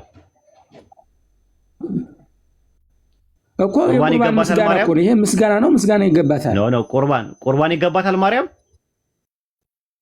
ምስጋና ነው የሚለው አኮቴተ ቁርባን ማለት ይሄ ምስጋና የቁርባን ምስጋና ማለት ነው። ስለዚህ ቁርባን ይገባታል። የምስጋና ቁርባን ማርያም ይገባታል። ቁርባን ምንድነው ሲተረጎም? ቁርባን ምንድነው? ቁርባን ማለት መስዋዕት ማለት ነው። ቁርባን ምንድነው? መስዋዕት ማለት የምስጋና መስዋዕት ማለት ነው። አኮቴተ ቁርባን ማለት የምስጋና አኮቴት ማለት ምስጋና ነው። አኮቴተ ቁርባን ማለት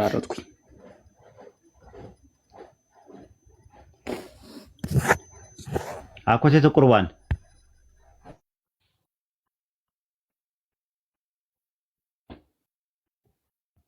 እሺ ኡስታዝ አፉ በለኝና እዚህ የዘወትር ውዳሴ ማርያም ላይ ሰግድ ለአብ ወወልድ ወመንፈስ ቅዱስ አሐተ ስግደት ሰግድ ለእግዝእትነ አምላክ ሰግድ ለመስቀል እግዚእነ ኢየሱስ ክርስቶስ ብሎ ያስቀምጣልና ይሄኛው ለአብ ለወልድ ለመንፈስ ቅዱስ የተሰጠውን ለማርያምና ለመስቀሉ ሰግድ ለእግዝእትነ ማርያም ለወላዲተ አምላክ ሰግድ ለመስቀል እግዚእነ ኢየሱስ ክርስቶስ የሚለው ክርስቶስ ለተሰቀለ ለእግዝእትነ ማርያም እና ዘተቀደሰ በደሙ እንላለን። ስለዚህ አንተ ኢየሱስ ክርስቶስ ተሰቀለበት ለምትለው እንጨትና ለድንግል ማርያም አብ በሚደረግበት ስግደት መልኩ እዛው ክፍሉ እንደሚለው ማለት ነው ትሰግዳለህ ወይንስ አትሰግድ?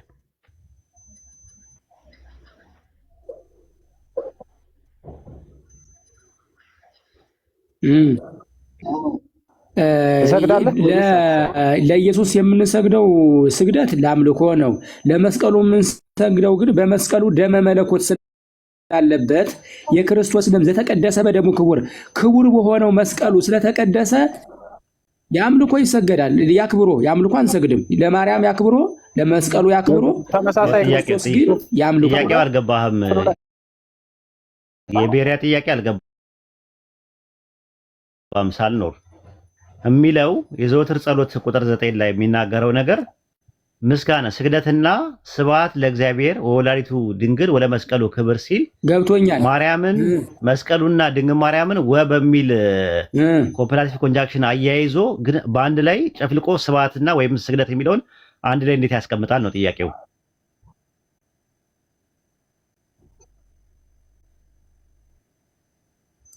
ጥያቄው እሱ ነው አይደለ? እንደዛ ነው አይደለ? ቤሪያ በስተአስተራር ታያኛል። ልክ ነው። እንትን ላይ አይተዋል። ቤሪያ መስተብቁ ዘመስቀል ቁጥር 8 ላይ ለእሉ ክሌቱ ፍጡራን ስብሐተ ፈጣሪ ይደሎ እስመ ተአርዩ በክብሮሙ ይላል። ለነዚህ ሁለት ፍጥረታት ለማርያምና ለመስቀል የፈጣሪ ምስጋና ይገባቸዋል በክብር ተስተካክለዋልና ይላል እኮ። ከማን ጋር ነው የተስተካከሉት? መስቀልና ማርያም። ይሄ የሚስተካከል ነው። ይሄ የሚስተካከል ነው። ኧረ ክርስቶስ ጋር የሚስተካከል ማንም የለም። ኖ ምንድነው የሚለው መሰለ? መስተብቁ ዘመስቀል ቁጥር 8 ላይ ለእሉ ክሌቱ ፍጡራን አለ። እነዚህ ሁለቱ ፍጡራን አለ ማርያምና መስቀል ስብሐተ ፈጣሪ ይደሎ የፈጣሪ ምስጋና ይገባቸዋል። እስመ ተአረዩ በክብሮሙ አለ። ለነዚህ ሁለት ፍጥረታት የፈጣሪ ምስጋና ይገባቸዋል። ለምን አለ? በክብር ተስተካክለዋልና አለ። መስቀልና ማርያም ከፈጣሪ ጋር እንዴት ነው እኩል የሚሆኑት የሚስተካከሉት?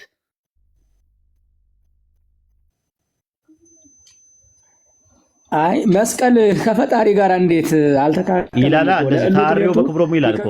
ተአረዩ በክብሮሙ ይላል። ተአሪው ነው። እሱ እንደሱ አይደለም። በክብሮሙ ይላል። እንትን ላይ አይደል? መሰብቁ ላይ አይደል ያለ? ማለት ተሳስቷል። ይሄም አይ ነው እነሱ ፈጣሪ አይደሉም። እንዴ ፈጣሪ ያልሆኑትን ያው እንዴ መስቀል ፈጣሪ ናቸው አላለም እኮ። ምስጋና የሚገባቸው እንደ ፈጣሪ ነው። ማርያምና መስቀሉ ከፈጣሪ ጋር ተስተካክለዋል ነው የሚለው። ታስተካከሉ። ይኸውልህ መስቀሉን የምናከብረው ለምንድን ነው ካልከኝ፣ ደመ ክርስቶስ ዘተቀደሰ በደሙ ክቡር ስላለ ደሙ ከኃጢአት ሁሉ ስለሚያነጻ ደመ ክርስቶስ ስለፈሰሰ በደሙ ምክንያት ማርያም ደግሞ ማህፀነ ድንግልናዋ ሳይለወጥ በድንግልና ኢየሱስን ስለወለደች የማዳናችን ምክንያት ስለሆነች ለእሷም ለቅዱሳንም በሚገባው ስለት እንሰግዳለን። የአምልኮ ስግደት ግን ችግር የለውም። ግን በክብር ከፈጣሪ ጋር ተስተካክለዋል ወይ? በክብር አይስተካከሉም ከፈጣሪ ጋር። ይሄ በክብር ተስተካክለዋል። ተአረዩ በክብሮሙ ምን ማለት ነው? አይ ኡስታዝ በክብራቸው ይስተካከላሉ ነው። ይሄ እኮ ተሐድሶችን እየሰማችሁ ነው እናንተ። ኧረ ተው ነው ባካችሁ። ነው ግዕዙን አውጣው ከፈለክ ካለ አንተ ጋር መስተብቁ ዘመስቀል ቁጥር 8 ላይ። ኧረ እንደው ምን ነው አጥዋለሁኝ ይላል እኮ። ትክክል ነህ። እኔ አይልማ አልኩኝ እኔ ይላል እኮ። ግን እንደዛ አይደለም። ደግሞ ሲያንታው ሲመሰጠር ሌላም ሊሰጡ ይችላሉ ሊቃውንቶቹ። ግን ቀጥል። አይ ተሐድሶች ናቸው እንደዚህ። ይሄን ሰምተህ እነሱ ናቸው እንደዚህ የሚሉ። አይ አንተም እኮ ቀላል ነህ። ኧረ እኔ በጣም ጎበዝ ነው እውነት ነው ቤቴ። ኡስታዝዬ ትትና ብቻ በቂ ነው። በቃ በእውቀት ነው የምትሞግት። እና አሁንም ቢሆን ኡስታዝዬ በዚህ በነካ አንደበትህ ቴዲ ሐዋሳ ቤት እንዳርገውና በቃ እንደው ሁላችን እንድንመማርበት ብታስብበትና በፍቅር በተሞላበት እንዳማኝ ጥሪ አድርገን ብንወያይ ደስ ይላል። እኔ ጋር ሳይሆን አልኩ ሰው ጋር ማመራጫ ያደረጋችሁ ክብርህን ካልነቀው ምንድነው? ቴዲ ሐዋሳ ቤት ለማሰደብ እንዲመች ነው። ምን አድርጎ ነው? የሙስሊም ቤት ምን አድርጎ? እኔ ቤትስ ቢሆን ምንድነው ችግሩ? እኔ ቤትስ ቢሆን ራሱ ምንድነው ችግሩ? ማለት መንፈሳዊ ነገር ከሆነ ማለት ነው አላማው። ሳልኖር ማለት እኔ ቤትስ ቢሆን ምንድነው ችግሩ? አንድ ሰው እኔ ቤት መጥቶ ቢወያይስ ምንድነው ችግሩ? ማለት ምን አላማው ሌላ ነገር ከሌለው በስተቀር ማለት ነው። ለመሰዳደብ ምናምን አይደለም አይደል? ኡስታዝዬ ጠላትህን እኔ አንተ ተሰደብ ደስ አይለኝም። ገብርኤልን ጥሩ ነው ነው። አይ ምንድነው ችግሩ ነው እኮ ማለት እኔ ቤትስ ቢሆንስ አንተ ሰው እኔ ቤት መጥቶ ቢወያይስ አንተ ቤትም ቢሆን በቃ እሱን ነው እኮ ማለት መጥቶ ያናግረኝ እኮ ነው ያልኩህ። ንገረውና ጃም ቤት ቢሆን ችግር የለም። ጃ ቤት ወይ አንተ ቤቱ ነው ችግር የለውም። መጥቶ ያናግረኝ። መጀመሪያ ያናግረኝ እኔን አልኩህ። መጥቶ ያናግረኝ ሳልኖርዬ። አቤት ኡስታዝ ምንም ችግር የለውም። ለውል በኋላ አድሎ ተፈጠረ እንዳይባል በሰገለ ጊዜ ያወራሁት ነው እንደገና የሚደርስ። ኧረ ምንም ችግር የለውም። ያው የለም ኔትወርኩ ነው ቤሪያ ያለ ኡስታዝ ኔትወርኩ አስቸጋሪ ነው። ቤሪያ ያለ አሎ ኡስታዝ አዋራው በመስቀሉ ጉዳይ ላይ አሎ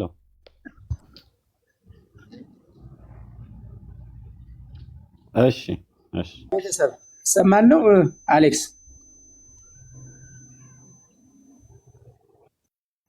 ትሰማለህ ሳልኖር? አዎ ምንም ችግር የለውም። አንዱ ቤት አይታችሁ ያው እኛም ከታች ያለነው እንድንማርበት እንደዚህ ቢሆን ጥሩ ነው። እንደው ኡስታዝዬ ከዛ በፍቅር ነው አንድ ጥያቄ ተጠይቀው ነበር። ምናልባት ምን ነበር? ሳልኖር አንድ ጥያቄ ተጠይቀህ ነበር። እሺ ጠይቁ። የምትለው አሁን ለምሳሌ አጵሎስ ጳውሎስ ከተባለ የምትለዋ ፊደል ምንድነው አመልካችነቷ? እና አያያዥ ናት። ኦኬ አገባብቹና ማዋስረጅ አገባብ ናት እና አያያዥም ትሆናለች። ወይም ደግሞ አጫፋሪ ትባላለች በግዕዝ አጫፋሪ አያያዥ። ስለዚህ የምትለዋ እና ማለት ከሆነ ውዳሴ ማርያም ዘወትር ላይ ለአብ ወወልድ ወመንፈስ ቅዱስ ወግዝትነ ማርያም እንዲሁ ደግሞ ወመስቀለ እግዚእነ ኢየሱስ ክርስቶስ ብሎ በምትለዋ ወይንም እና በሚለው ቃል እንደዚህ ነው የሚል ልበልልህ እንዲህ ነው የሚል ስብሐት ለአብ ስብሐት ለወልድ ስብሐት ለመንፈስ ቅዱስ ይላል።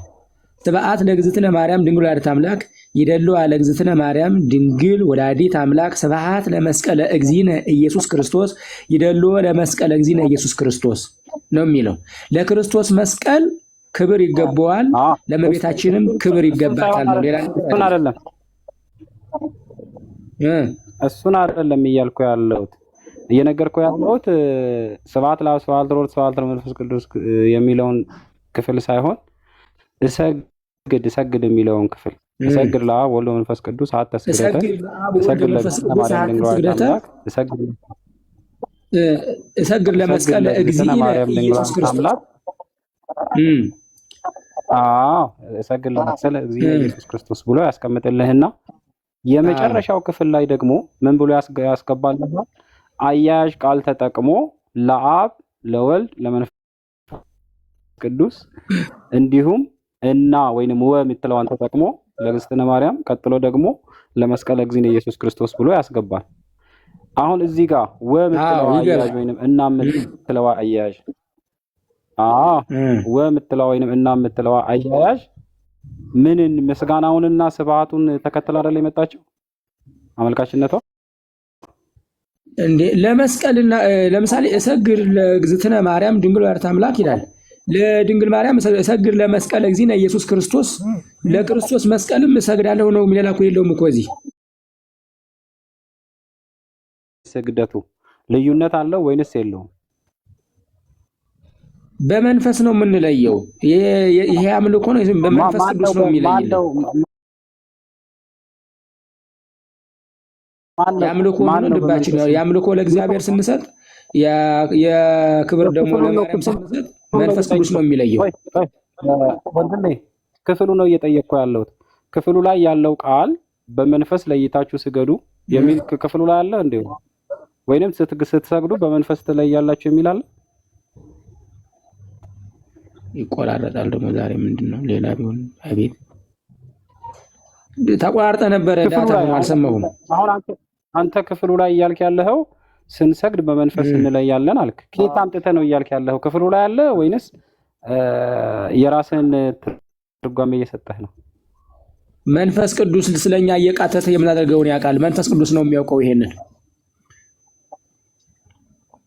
ስለ ክፍሉ ነው ያልኩ። አሁን አንተ ደግሞ ዘለህ ሮሜ መልእክት ምዕራፍ 8 ላይ ሄድክ።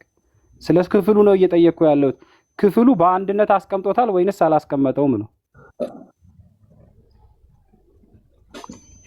ኖ ያምልኮ ለእግዚአብሔር አስቀምጠናል፣ ያክብሮ ደግሞ ለመስቀልና ለእመቤታችን አስቀምጠናል።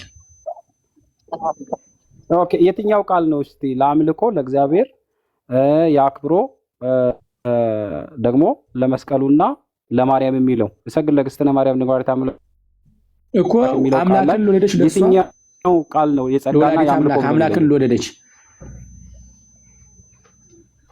የትኛው ቃል ነው? ስግደቱ በአንድነት ነው የገባው እንጂ ልዩነት ተፈጥሮ አይደለም። የትኛው ቃል ነው እንደዛ የሚለው? የትም ሆነ የትም ገባ ስግደት ለሷ የምንሰግደው ያምልኮ አይደለም ያክብሮ ነው አልኩ። ለሱ ደግሞ ያምልኮ ነው። እሰግድ ለእግዝእትነ ማርያም አምላክን ስለደች ለሷ ስግደት ሁሉ ደግሞ አምልኮም ስላልሆነ እንሰግዳለን። ስግደት ሁሉ አምልኮ አይደለም። ክፍሉ እንደዛ አይልማ። ክፍሉ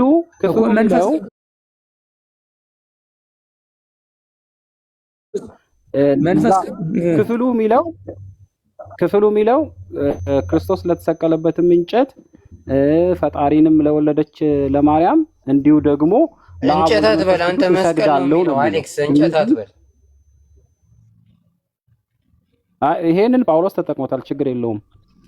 እንጨት አትበል እንጨት ሳይል እንጨት ነው የቆሮንቶስ መልእክት ጳውሎስ ይሄንን ጳውሎስ ተጠቅሞታል፣ ችግር የለውም። እያነበብክ ያለው መስቀል የሚል ነው አይደል? መስቀል የሚል እያነበብክ እንጨት ብለህ እንጨት አይደል እንዴ? ታዲያ ምንድነው ኤሰንሱ? ኢየሱስ ክርስቶስ የተሰቀለበት መስቀል ኤሰንሱ ምንድነው? ፕላስቲክ ነው? ኤሰንሱን አላወራንማ። እያወራን ያለነው መስቀል ነው። በእንጨትም ላይ ባይብል ላይ በእንጨትም ይለዋል፣ በመስቀልም ይለዋል።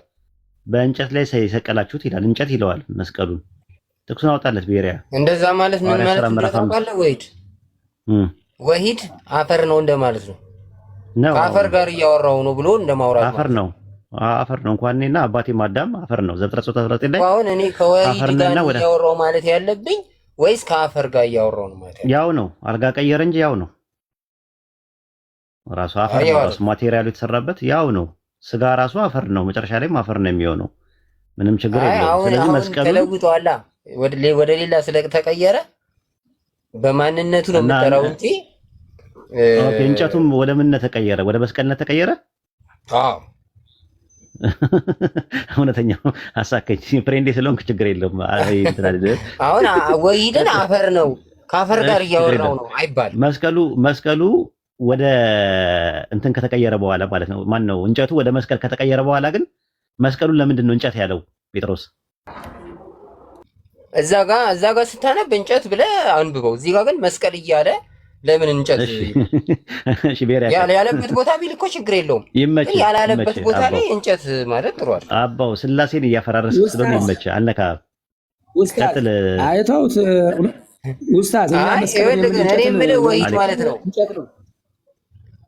ጥያቄ ምናምን ካሉ ዘንዳ አንድ ሀሳብ ልንገርህ። ወሂድ መጀመሪያ ከአሌክስ ጋር ይጨርሱና ትቀጥላለህ። እውነተኛው ቀጥል ቤሪያ ቀጥል። የእንትኑን የመስቀሉን እሺ ሳልኖር ቃሉ አለው የዘወትር ጸሎት ላይ ሲቀመጥ ዳታው እኮ እየደከመ ነው። እሺ የዘወትር ጸሎት ላይ ሲቀመጥ ቃሉ ለአብ ለወልድ ለመንፈስ ቅዱስ እንዲሁም ለማርያም እንዲሁም ደግሞ ክርስቶስ ለተሰቀለበት እንዲሁም የሚል አለ። እንዲሁም የሚል ሴት ነው። እንዴት አድርገህ ነው የምታገናኘው? እስቲ አንተው እስቲ እንፍተው አውጣና አሳየን እስቲ። እንዲሁም ኦኬ እሰግድ ለእግዝእትነ ማርያም ድንግል እሰግድ ለአብ ወወልድ ወመንፈስ ቅዱስ አሐተ ስግደተ እሰግድ ለእግዝእትነ ማርያም ድንግል ወላዲተ አምላክ እሰግድ ለመስቀለ እግዚእነ ኢየሱስ ክርስቶስ ማለት ምን ማለት ነው?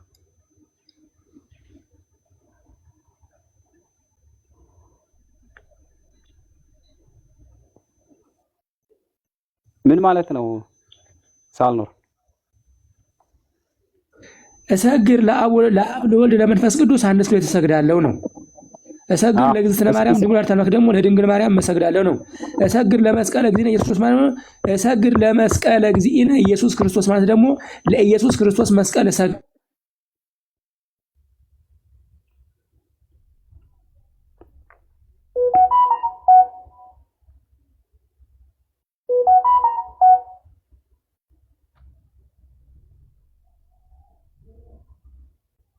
ኦኬ እንትን ይዘዋል መሰለኝ፣ ኔትወርክ ይዘዋል መሰለኝ። የዘወትር ጸሎት ላይ ስግደቱ በተመሳሳይ ሀሳብ በተመሳሳይ ሁኔታ ነው የገባው። ቅድም ኡስታዝም መስጠብቁ ላይ እንዲሁ ደግሞ ቃሉ በቀጥታ የአምልኮ መስዋዕትን አቀርባለሁ ይላል። አሁን ወንድማችን እያለ ያለው እኛ በመንፈስ እንለያለን ነው። በቃል ወይንም በጽሁፍ ያልተለየውን በመንፈስ እንለየዋለን። እሱ ከየት እየመጣ እንደሆነ አላውቅም። እኔ ቃሉ ላይ የሚለውን ግን ለእግዝእትነ ማርያም እንዲሁም ለተሰቀለበት እንዲሁም ለአብ ወልድ መንፈስ ቅዱስ እሰግዳለሁ ነው። በነገራችን ላይ ሁለተኛ ሀሳብ ሲጨመር እሰግድ ለእግዝእትነ ማርያም ለወላዲተ አምላክ እሰግድ ለመስቀለ እግዚእነ ኢየሱስ ክርስቶስ ሲል እሰግድ ለመስቀለ እግዚእነ ኢየሱስ ክርስቶስ ሲል ክርስቶስ የተሰቀለበት እንዴ መስቀሉ አያገኙትም? የለም። በራሱ መስቀሉ አሁን ላይ ኤግዚስት አያደርግም። የት ተገኝቶ ነው የሚሰገድለት?